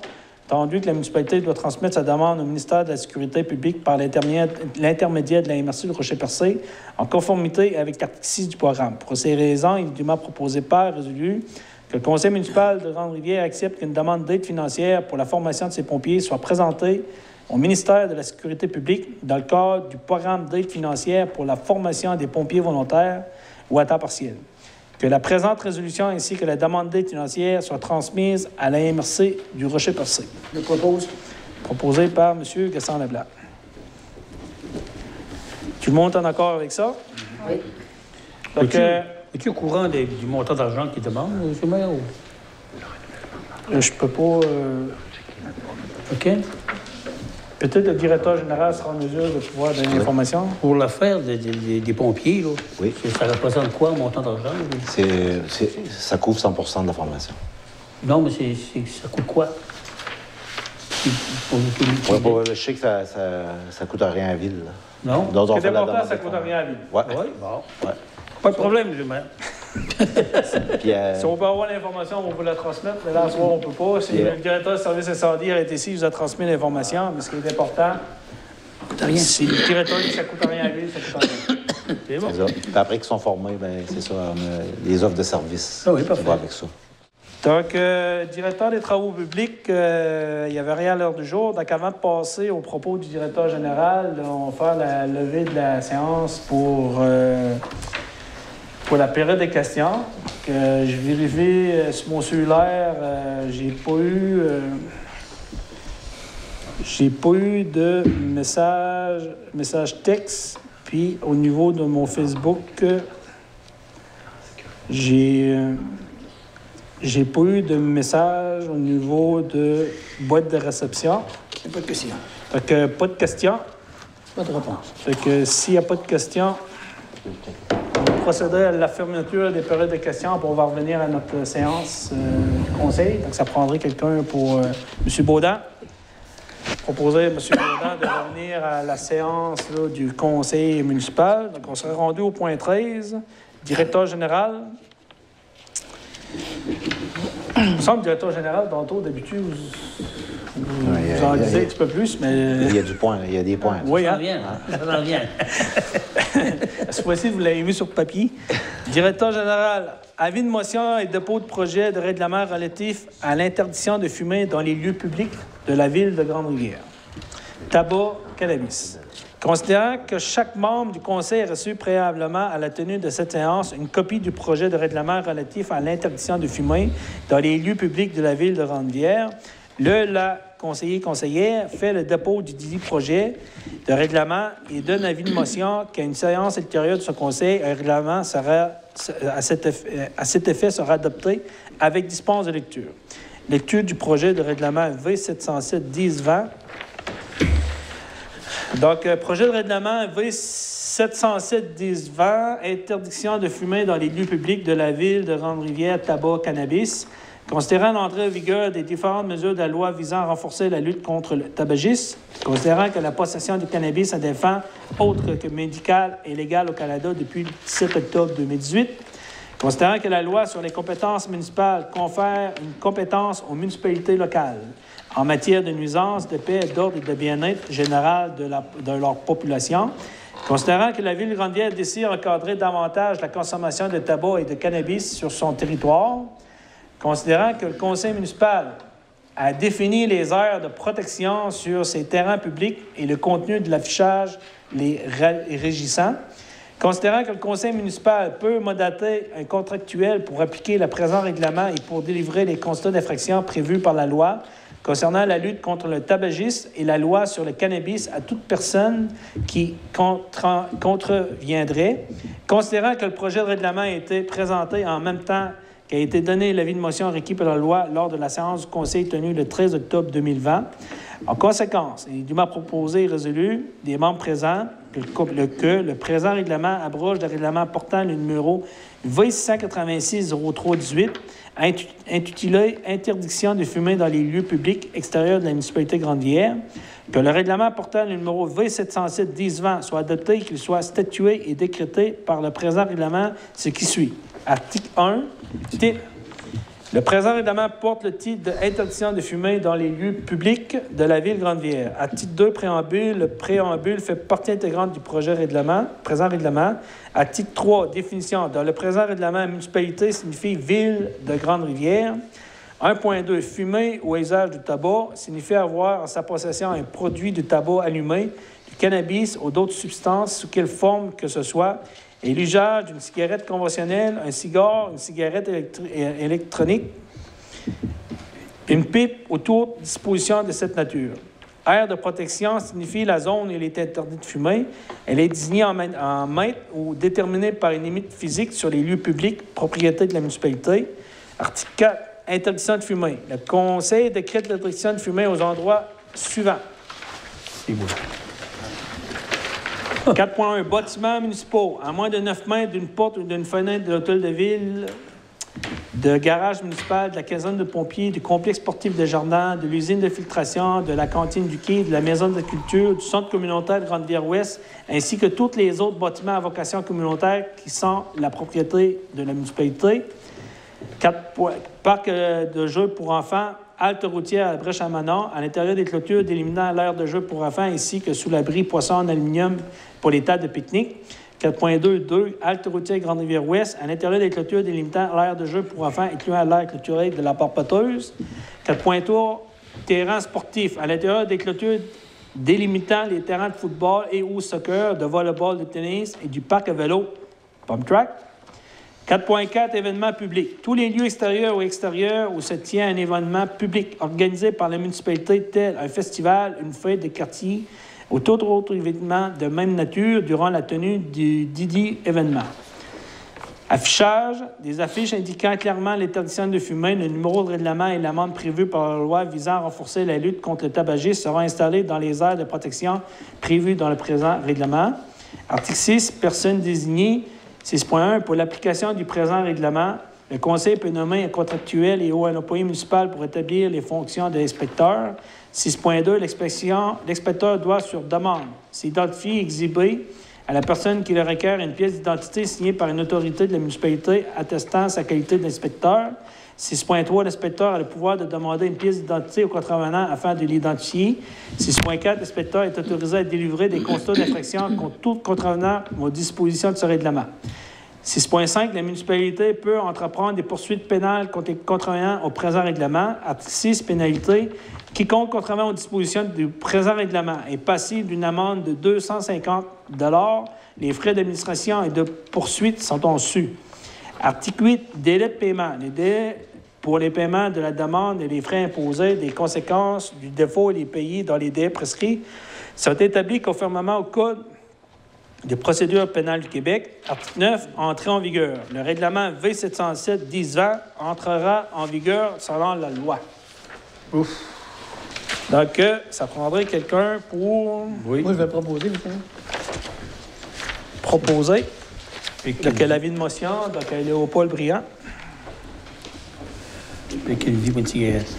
Là, on avait l'avis de motion pour le dépôt du règlement à Mme Légreffière, mais pour nous, ce qui urgeait, c'était de nommer, est-ce qu'on nomme par résolution les deux autres personnes pour... On peut passer par résolution. Oui. OK. Si la résolution n'est pas écrite, on peut-tu la dire de nommer les deux personnes? Parce que, conformément à l'article 6, personne désignée, là, Oui. ben, moi, ce que je suggère, c'est que ce soir, on passe une résolution pour désigner deux autres personnes, M. Philippe Moreau, directeur des loisirs, moi-même, directeur général, personne désignée à pouvoir émettre une contravention. Oui. Parce que présentement, on a une personne contractuelle qui n'est pas nécessairement là, mettons, tout le temps. C'est à temps partiel.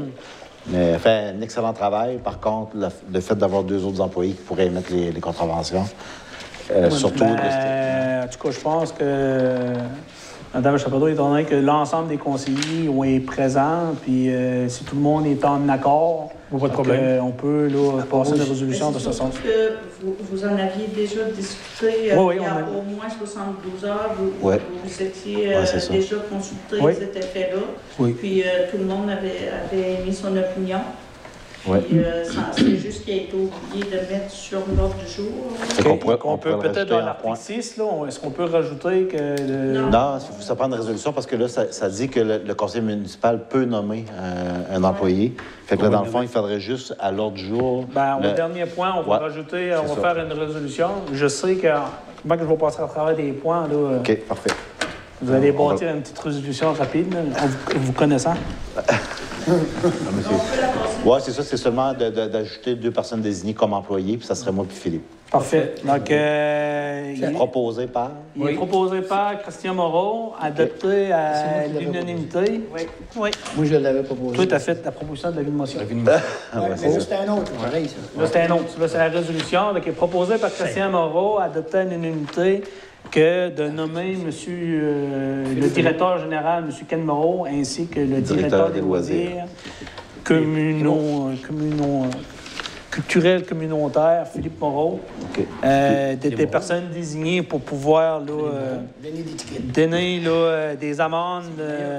Fait que là, ça, la conséquence, c'est que pour émettre un constat d'infraction, il faut que l'affichage soit présent. OK? La première fin de semaine d'essai de la piste Pomme-Trac, il n'y avait pas d'affichage qui était là parce qu'il n'était pas encore officiellement livré. C'était des questions qui venaient des parents. Mais l'ensemble de l'affichage de la municipalité va être changé parce que quand on avait passé ce règlement-là, le règlement sur le cannabis n'était pas encore passé, donc l'affichage était déjà fait.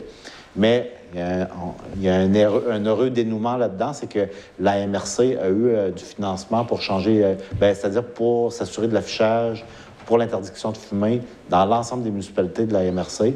Donc là, on a des moyens financiers, ça coûte zéro à la ville. C'est la MRC qui va assumer ces frais-là. Donc, on va profiter pour mettre le nouveau numéro de règlement, puis aussi d'inclure le cannabis dans les interdictions de fumer dans les lieux publics. Donc, on va procéder au remplacement de l'ensemble de l'affichage de la municipalité. C'est beau? Oui. Merci. Oui. B. Réflexion des services de la rue du Parc, autorisation de paiement, LFG, construction des comptes progressifs numéro 4, entendu que relative aux travaux de réflexion des services de la rue du Parc, la firme Tetra Tech QI Inc. recommande à la Ville de Grande-Ville de procéder au paiement du décompte progressif numéro 4. En conséquence, il est dûment proposé par et résolu que le conseil municipal autorise le trésorier à procéder au paiement d'un montant de 72 547,52 à l'EVG Construction Inc., que ce montant soit effectué au projet de réfection des services de la rue du Parc régi par le programme TEC 2014-2018. Proposé par M. Gaston-Blanc. Ce qui était fait l'automne passé. Non, c'est ça qui est en train de se faire non. Ça, ouais, c'est ça, c'est la rue du Parc. Ça, c'est le paiement final. OK, le paiement final. De l'automne passé. Oui. Oui. Donc, tout le monde est unanime? Oui. Parfait. C, redressement des infrastructures routières de la municipalité, PAVL, groupe Michel Leclerc, décompte progressif numéro 1.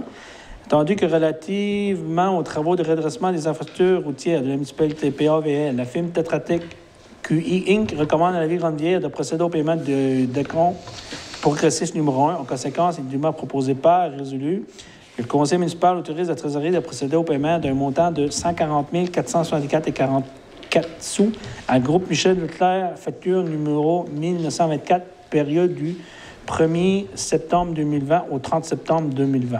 Propose. Proposé par Mme Valérie Lejoly. C'est des gros... C'est le maire... C'est parce que Philippe en avait parlé, là. Je ne sais pas si lui il avait tout payé ses petits intervenants, là. Ah, tu veux dire pour le contrat? Ah, ouais. mais ça, c'est parce que la reddition de compte n'est pas terminée. Ah. Oui, mais sauf que c'est lui qui va s'en occuper personnellement. Ouais. Philippe en avait parlé de ça, puis... Ça va aller en novembre, puis même en décembre. Ouais. Pour qu'il règle, c'est... Mais sauf qu'on a réussi ce projet-là en bas des coûts. On a respecté le budget à la lettre. Oui, d'accord, mais là, lui, s'il faut qu'il règle les petits contracteurs qu'il y a ici dans le coin, là. Oui. Mais ça va être fait. Ça va être fait? Oh. Ça, c'est pas nécessairement... Non, ça n'a pas rapport à ça. C'est pas la même chose. Non. Non. C'est pas... Tu te trompes de projet, là. Non, c'est pas... Je pensais que c'était Non, ça. il a ouvert une parenthèse sur un autre projet. Oui. Mais c'est ça. Ouais. C'est sûr, certain, peu importe le projet, avant de verser le versement final, on veut s'assurer que nos contracteurs locaux... Oui, parce que c'est libéré. Ils vont venir eux autres. Ouais. Travail bien fait. Ben, je pense que M. Moreau est très au courant du dossier que vous voulez parler. Ouais. Oui. En fait, des renouvellements d'une autorisation d'aménager, d'entretenir et d'exploiter une sentier de randonnée pédestre dans la seigneurie de Grande-Rivière, considérant que la Ville de Grande-Rivière avait signé en 2011 une autorisation accordée par le ministre de l'Énergie et des Ressources naturelles pour l'aménagement, l'entretien et l'exploitation de sentiers de randonnée pédestre dans la seigneurie de Grande-Rivière, considérant que cette autorisation venait à échéance le 1er octobre 2020 et qu'elle peut être renouvelée pour une période de 10 ans. Conséquence, il est dûment proposé et résolu que le conseil municipal autorise le directeur général à procéder au renouvellement de l'édit de convention avec le ministère de l'Énergie et des Ressources naturelles, qu'un montant de 1 226,78 représentant les frais d'administration exigés pour le renouvellement d'un sentier de randonnée pédestre soit déboursé à cet effet. Je propose. Proposé par Mme Nicolas. Donc, unanime. Le tracé du sentier pédestre, en passant, il a été un peu changé avec la permission des ententes qu'on a eues avec les propriétaires. Par contre, pour le renouvellement de l'autorisation, ça n'a pas été modifié sur le territoire du ministère des Ressources naturelles. Donc, c'est pour ça que là, on fait juste renouveler. Puis s'il y avait eu des modifications de tracé sur leur territoire, eux autres, il aurait fallu payer 200 quelques dollars pour ouvrir un nouveau dossier. Ça fait qu'on n'a pas à faire ça. Donc, le 1226 $, c'est pour 10 ans. 122 $ par an. OK.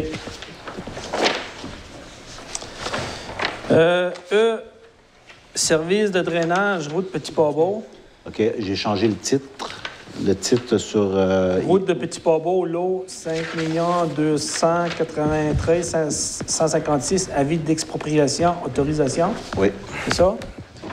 OK, dûment proposé par et résolu par les membres présents que, attendu que le plan d'intervention du réseau routier local, le PILS, d'avril 2016, produit par la firme Roche pour le compte de la MRC Roche-Percé, prévoyait le surdimensionnement d'un ponceau existant à la hauteur du lot 5 293 925 situé sur la rue de Petit-Pabot.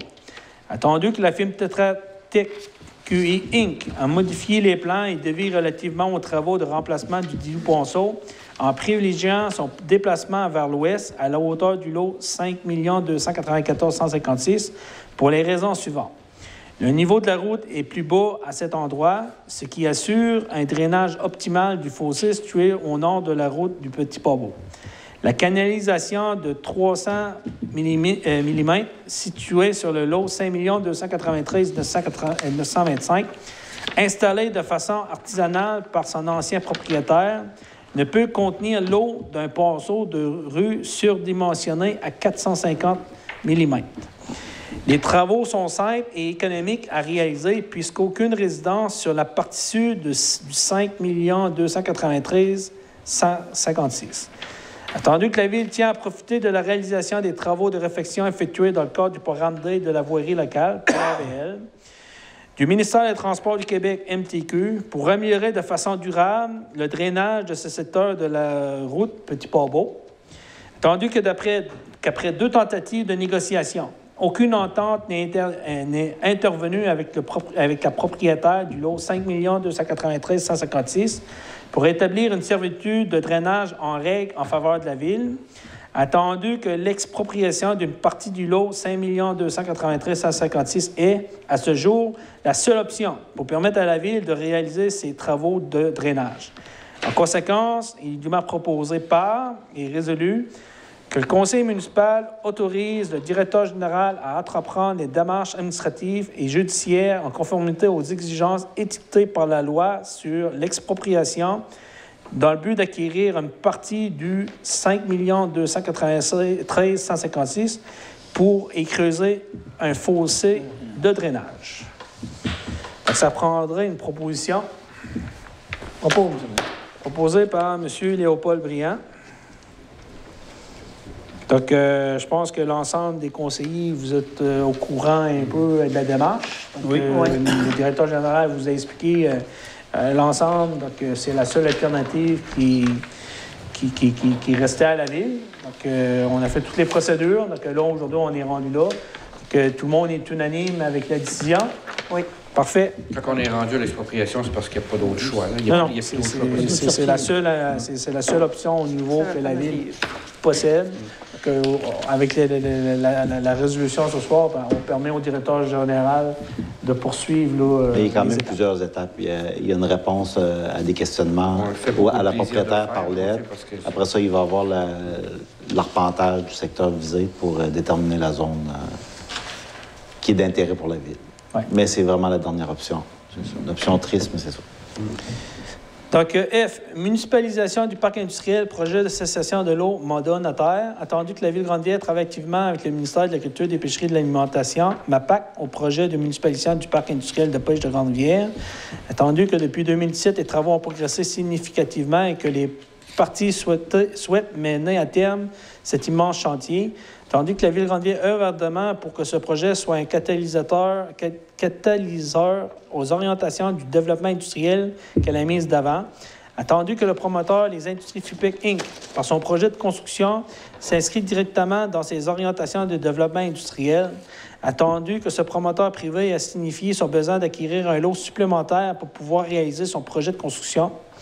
Attendu que le lot 5 649 602 est celui visé par ce projet de construction, attendu que le lot 5 649 602 fait partie des lots concernés par le projet de municipalisation du parc industriel de pêche de Grande-Rivière, attendu que la municipalisation du parc industriel de pêche de Grande-Rivière n'est pas encore conclue entre la Ville de Grande-Rivière et le MAPAC, attendu que la Ville de Grande-Rivière encourage ce promoteur à réaliser son projet de construction, attendu que la Ville de Grande-Rivière n'a pas d'intérêt propre à acquérir une partie ou l'ensemble de ce lot, attendu que la Ville de Grande-Rivière a déjà signifié par lettre au MAPAC son intérêt à ce que ce lot soit retiré de la liste des lots de propriété du gouvernement du Québec, à lui être transféré dans le cadre du projet de municipalisation du parc industriel de pêche de Grande-Rivière, attendu que la Ville a été informée que le MAPAC pourrait consentir à une cession en faveur de la Ville de Grande-Rivière du lot 5 649 602 du CADRAS du Québec afin que la Ville puisse, à son tour, procéder à une cession en faveur de l'entreprise FUPEC Inc.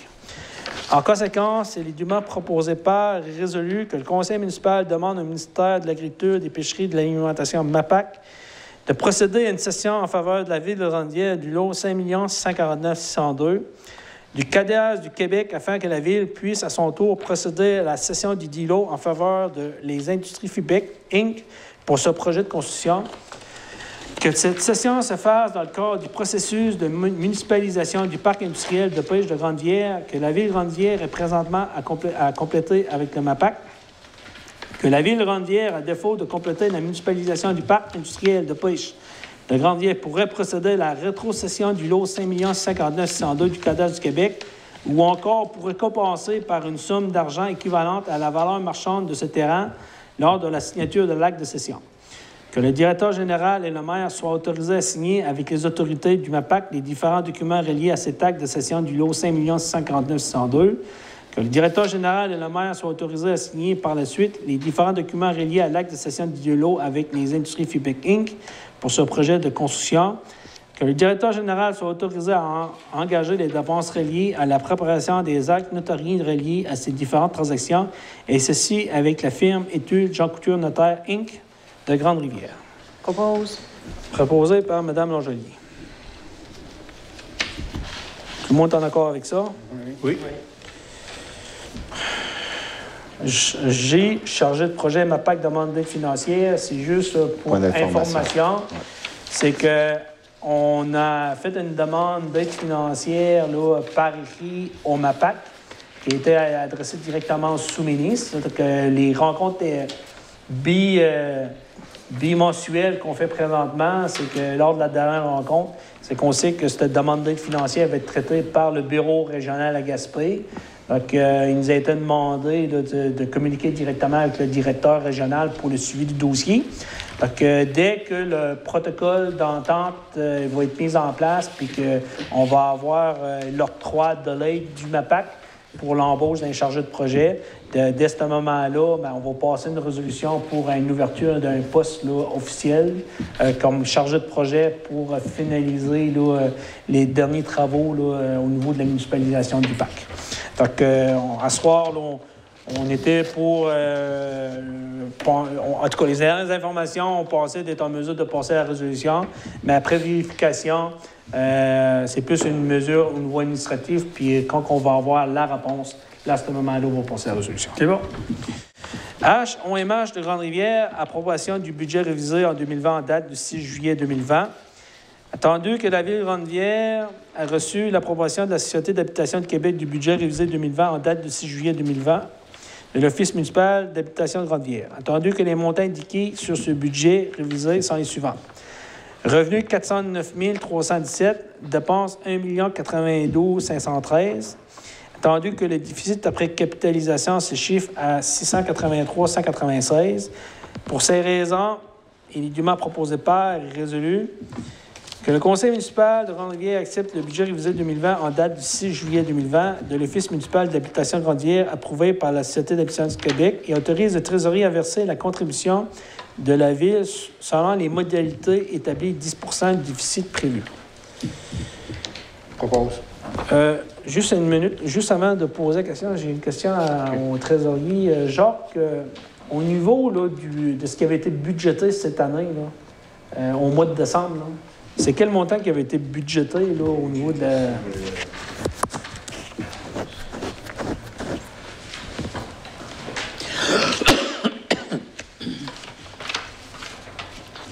Il avait été budgété 61 000. 61 000.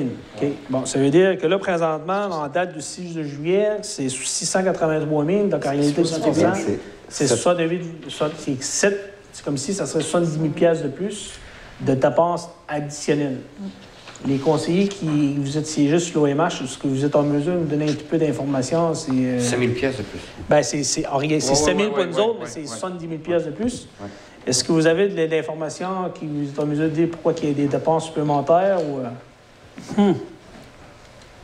Bien, c'est des dépenses non admissibles.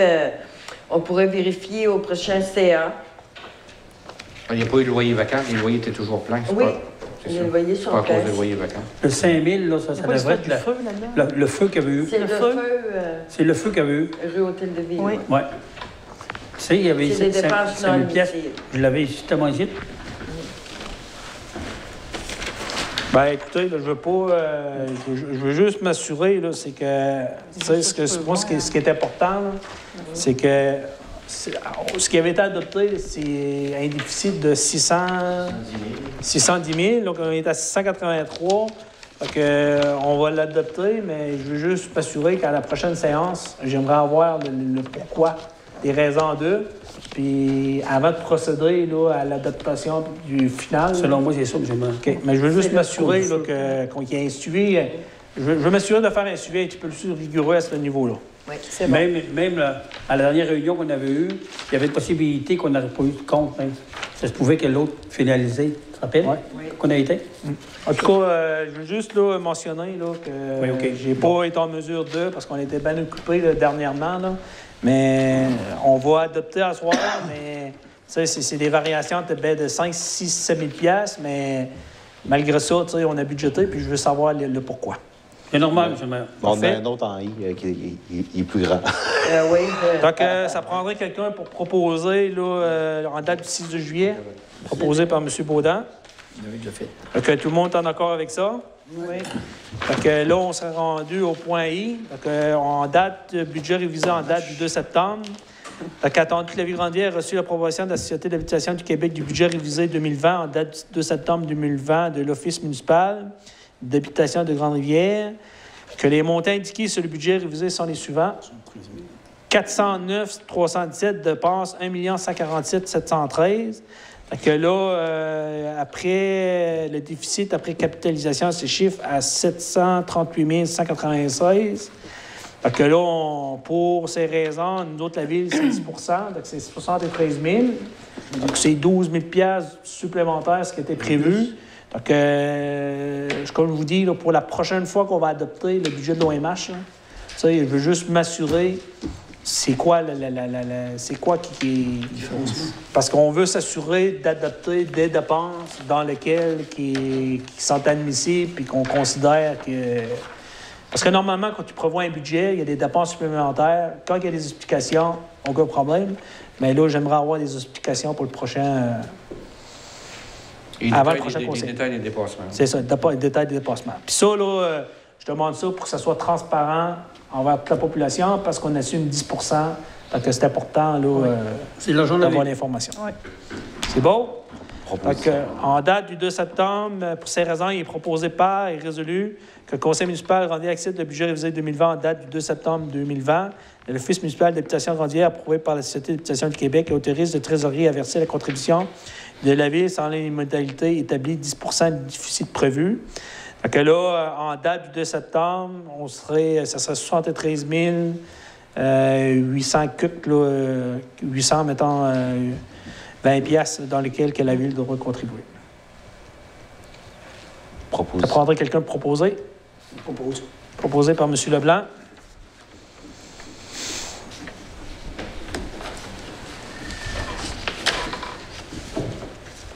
J. OMH de Grandière, approbation du programme supplément au loyer, PSL1, ajustement budgétaire 2020. Attendu que la Ville de Grandière ait reçu l'approbation de la Société d'habitation du Québec des ajustements budgétaires 2020 du programme supplément au loyer, PSL 1 de l'Office municipal d'habitation de Grandière, attendu que 4 unités de logement de volet régulier 2016 ont subi une variation budgétaire de moins de 395 $. Attendu qu'une unité de logement de volet régulier 2019 a subi une variation budgétaire de plus de 396 $. Attendu que la contribution de la SHQ totalise 38 134,26 $. Attendu que la contribution des municipalités se chiffre à 4 237,14 $. Ça vient se rajouter aux 73 000 $. Pour ces raisons, il est également proposé par résolu que le Conseil municipal de Grandière accepte les ajustements budgétaires 2020 du programme supplément de loyer PSL1, l'Office municipal d'habitation de Grandière, approuvé par la Société d'habitation du Québec. Donc... C'est rajouté sur le 73 000. Oui, c'était 4 000 là. C'est deux programmes différents. Là, c'est pas le supplément. Oui, c'est programme supplément, mais je pense qu'avec nous, là, le 61 000, c'était inclus dedans. On a inclus ça dedans. Oui. C'est pour ça qu'on est rendu à 16 000 $ de plus. Proposition. 16 000 $, ça veut dire 160 000 $ de plus. On peut-tu proposer, nous autres, vu qu'on Non, j'aimerais mieux, c'est quelqu'un d'autre, proposé par M. Baudin. Donc, je pense que le message a été passé. Là, je voudrais là, avoir des explications à ce niveau-là.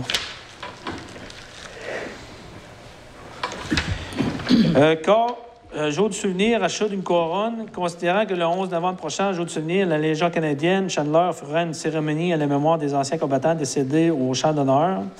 En conséquence, il est dûment proposé par résolu que le conseil municipal accepte qu'un montant de 50 $ soit affecté à l'achat d'une couronne, laquelle sera déposée au nom de la ville de Grande-Bière au Cénotaphe, place de souvenir. Je propose. Proposé par Mme Nicolas. Donc, écoutez, là, au niveau de la correspondance, là, je sais qu'il demande du don, donc à ce soir, c'est accordé, puis il nous demande si on est présent à la cérémonie ou pas. Je vous dirais que c'est oui ou non, mais là, comme on a discuté tantôt le conseil, on fait une célébration à Grande-Rivière, on a fait une à Chandler, puis en temps de pandémie, là, je pense qu'il faut limiter là, les groupements publics. Donc, pour cette année, là, je pense pas qu'on fait le don, qu'on va être présent. Que s'il y a une séance, une cérémonie qui se fait, ben, on va essayer d'être présent au moins à Grande-Rivière. Parce que l'année passée, je vous dirais que ça a occasionné un gros déploiement, l'avant-midi, l'après-midi. Donc, moi, je pense que conséquence de pandémie, pour cette fois-ci, là, je pense que s'il nous demande pour la présence de cérémonie, on va dire non. Mais on va être présent, là. S'il y a de quoi à Grande-Bière, on va être présent à Grande-Bière. Des cadets, moi, là. Oui. C'est que les cadets, présentement, là, ils ne peuvent même pas faire de séance. Se rencontrer, c'est impossible. Puis, moi, ça me surprendrait qu'il va y avoir une cérémonie. OK. Bon, mais écoutez, là, on veut juste... Moi, là, je vais avoir les informations de Sylvie, là. OK. Je vais les faire parvenir. Parfait. Ben, en tout cas, là, présentement, pour éviter des cérémonies et des regroupements publics, ben, si on n'est pas en faire une, on en fait une là, au minimum, mettons, à Grande-Rivière. Renouvellement d'adhésion 2020-2021, CIRAD, il est dûment proposé par et résolu que le conseil municipal de Grande-Rivière renouvelle son adhésion au CIRAD, Centre d'initiative de recherche et d'aide au développement durable pour 2020-2021, 1er juillet 2020 au 30 juin 2021, au coût de 100 $. Ça prendrait quelqu'un pour proposer. Monsieur Briand, Léopold Briand, donc tout le monde est en accord avec ça. Donc le CIRAD, là, c'est un des 3 CCTT qui y a en Gaspésie. Donc 100 $, là, je vous dirais que c'est un bel appui au niveau de l'organisme. M. Atteinte au pouvoir de zonage des municipalités et à la capacité des citoyens de se prononcer sur la réglementation de leur milieu de vie. Loi 67. Considérant l'opposition du milieu municipal concernant les intentions du gouvernement de Québec inscrites dans le projet de loi 49 déposé à l'automne 2019 de modifier le pouvoir de réglementation des municipalités en matière de zonage en ce qui a trait aux établissements d'hébergement touristique exploités dans les résidences principales, location de type Comment on a Airbnb. Airbnb, OK. Airbnb. Ouais, Airbnb. OK. Considérant que cette modification législative aura comme effet de retirer aux municipalités le pouvoir d'interdire les locations de type Airbnb pour les résidences principales sur le territoire, un pouvoir essentiel notamment pour gérer les problèmes d'urgence découlant de ce type de location dans nos communautés. Considérant que le ministère des Affaires municipales et de l'Habitation, Mme André Laforêt, a inclus ces dispositions litigieuses dans le projet de la loi 67, loi instaurant un nouveau régime d'aménagement dans les zones inondables, des lacs et des cours d'eau, octroyant apparemment aux municipalités de pouvoir visant à répondre à certains besoins en modifiant diverses dispositions disposées à l'Assemblée nationale le 30 septembre 2020. Considérant que le pouvoir d'adopter des règlements zonants déterminant et encadrant les usages est un pouvoir fondamental confié aux municipalités lié à leur responsabilité et gérer l'aménagement de leur territoire inscrit dans la loi sur l'aménagement et l'urbanisme, considérant l'importance pour les municipalités de pouvoir interdire les établissements d'hébergement touristique exploités dans des résidences principales, location de type Airbnb, dans les zones où cet usage pourrait être incompatible avec le milieu, considérant qu'il est inacceptable que le gouvernement de Québec envisage de retirer un pouvoir de zonage aux municipalités alors que l'Assemblée municipale a reconnu à plusieurs reprises leur responsabilité de maintenir un milieu de vie de qualité sécuritaire et sain, considérant que cette intention du gouvernement va à l'encontre de la reconnaissance du gouvernement de proximité par l'Assemblée nationale en 2016, Considérant que cette intention, le gouvernement retire également aux citoyens la possibilité de se prononcer sur la réglementation dans leur milieu de vie, comme le prévoient les procédures lors des processus de modification de zonage dans une municipalité, considérant l'absence de motif clair du gouvernement du Québec pour retirer ce pouvoir de zonage aux municipalités avec le projet de loi.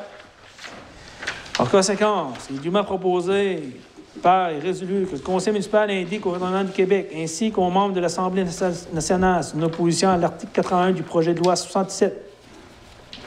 Loi instaurant un nouveau régime d'aménagement dans les zones inondables, des lacs et des cours d'eau, octroyant temporairement aux municipalités des pouvoirs visant à répondre à certains besoins et modifiant diverses dispositions, étant donné qu'il retire un pouvoir essentiel aux municipalités. Que le Conseil municipal indique au gouvernement que cet article projet de loi 67 est un affront au gouvernement de proximité. Que le Conseil municipal demande au gouvernement du Québec de retirer l'article 81 du projet de loi 67 pour les laisser dans le projet de loi 49, pour laisser place à la discussion afin de trouver une solution raisonnable permettant aux municipalités de conserver leur pouvoir de zonage et d'assumer leur responsabilité de maintenir un milieu de vie de qualité, sécuritaire et sain, et de conserver le droit du citoyen de se prononcer sur la réglementation de leur milieu de vie. Que copie de cette résolution soit envoyée au premier ministre du Québec, M. Legault, François Legault, à la ministre des Affaires municipales, de l'Habitation, Mme André Laforêt, à la ministre du Tourisme, Mme Caroline Proulx, à la chef de l'opposition officielle, Mme Dominique Andelade, à la chef de la deuxième opposition, Mme Massé, au chef de la troisième opposition, M. Pascal Birubé, mais là, maintenant, c'est M. Oui. Paul Saint-Pierre Plamondon. Plamondon. En plein ça. J'avais pas son prénom, mais c'était Lamondon. À la députée de notre circonscription, Mme Mégane Perry-Mélenchon, et aux membres de la commission parlementaire sur l'aménagement du territoire de l'Assemblée nationale. Que copie de cette résolution soit également envoyée à la Fédération québécoise des municipalités FQM. Propose. Proposé par Mme Nogelier. Tout le monde est d'accord avec ça? Oui. Ça fait partie de l'infolette des FQM qu'on reçoit, Suzanne? C'était le modèle de résolution? Hein? On a reçu ça là, par courriel. OK. Parce qu'à matin, de bonne heure, j'ai lu ça, l'infolette de l'FQM, puis la partie intégrante, je ne voulais pas t'en parler parce que je savais que tu étais bien occupé. J'ai dit, on va passer à la prochaine séance. Puis je le vois l'autre jour en soir. Une demande de dons commandites est dûment proposée par et résolu que suite aux demandes de dons et aux commandites reçues des organismes, c'est après mentionné, le Conseil municipal accepte de verser les montants suivants, totalisant la somme de 300 $. Fait Association Épilepsie Gaspésie Sud, 50 $, Ressources d'aide aux personnes handicapées, 50 $, puis la Fondation communautaire Gaspésie-les-Îles, un souper bénéfice, 200 $ comme commandite, proposé par M. Leblanc.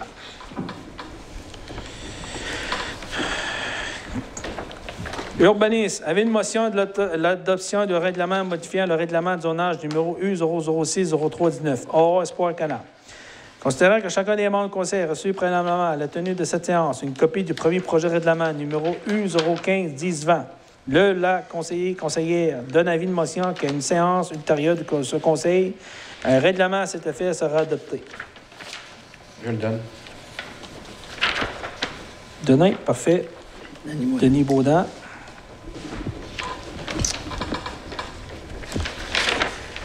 Adoption du premier projet de règlement numéro U015-1020, modifiant le règlement de zonage numéro U006-0319 de la ville de Grande-Vière, Aura Espoir Canal. Considérant que le Conseil peut, en vertu de la loi sur l'aménagement et l'urbanisme, adopter des règlements d'urbanisme et les modifier suivant les dispositions de la loi. Considérant la volonté du Conseil d'apporter des modifications à son règlement de zonage pour une meilleure administration de celui-ci, considérant que le règlement de zonage numéro U006-0319 de la ville de Grande-Vière est entré en vigueur le 23 avril 2019, considérant qu'un avis de motion a été donné le 13 octobre 2020.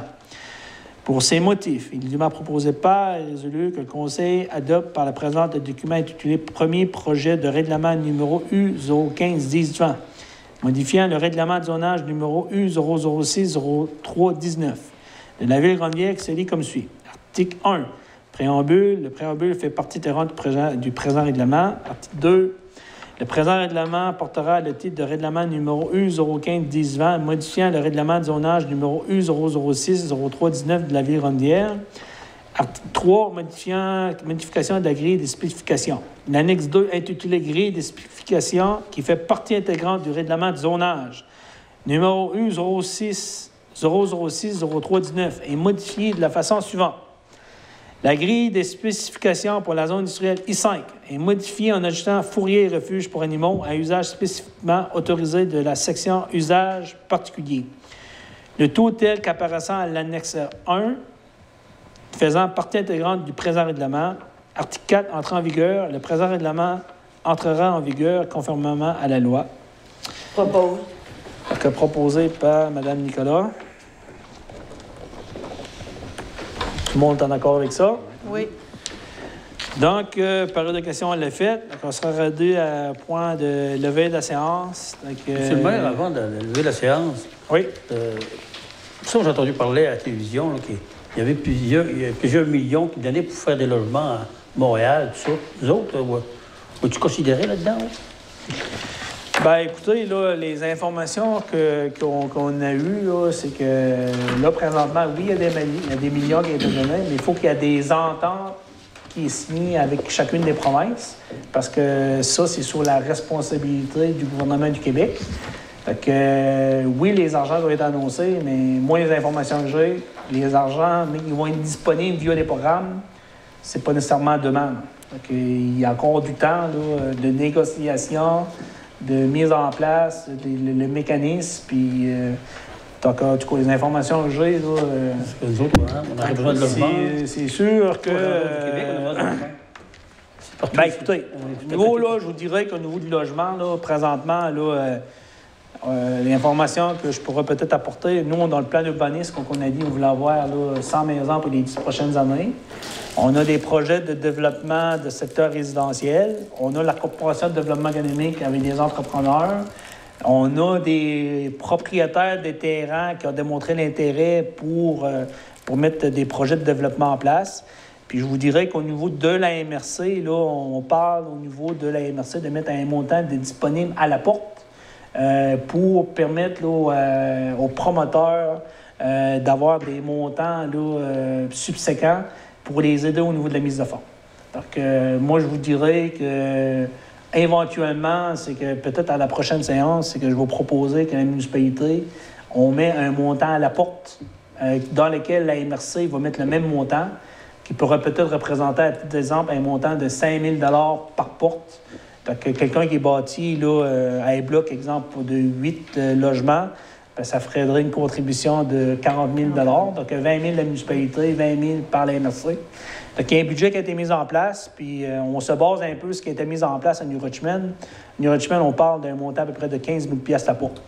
Puis ça a créé, là, certains, là, c'est un incitatif financier que les entrepreneurs là, ont démontré d'intérêt. Donc, il y a des projets qui sont mis de l'avant. Donc, je vous dirais tout ce qui est mis en place présentement. Là, je vous dirais que peut-être dans ce mois-ci, là, avec la direction générale, on va regarder quelque chose. On pourra peut-être proposer de quoi là, pour à la prochaine séance du conseil municipal. C'est bon, M. le maire. Ça marche? Parfait. Donc, levé de la séance, 21h23. Donc, elle va être fermée la séance. Denis, au nom du conseil, on l'a mentionné, mais je vais profiter de l'occasion de te dire publiquement donc, nos condoléances de l'ensemble du conseil municipal ainsi des employés. Donc, on tenait à te le dire publiquement. Merci, c'est gentil. Donc, présentement, il est 21h23. Ça prendrait quelqu'un pour proposer la séance, lever la séance. Monsieur Leblanc. Donc, merci à tout le monde d'avoir assisté à la séance ce soir. Comme vous pouvez le voir, on a toujours des séances là, bien remplies. Donc, plusieurs dossiers en cours. Je peux vous dire que le directeur général ne chôme pas, c'est ainsi. Donc, là-dessus, je vous souhaite une bonne soirée. Il n'a jamais chômé, mais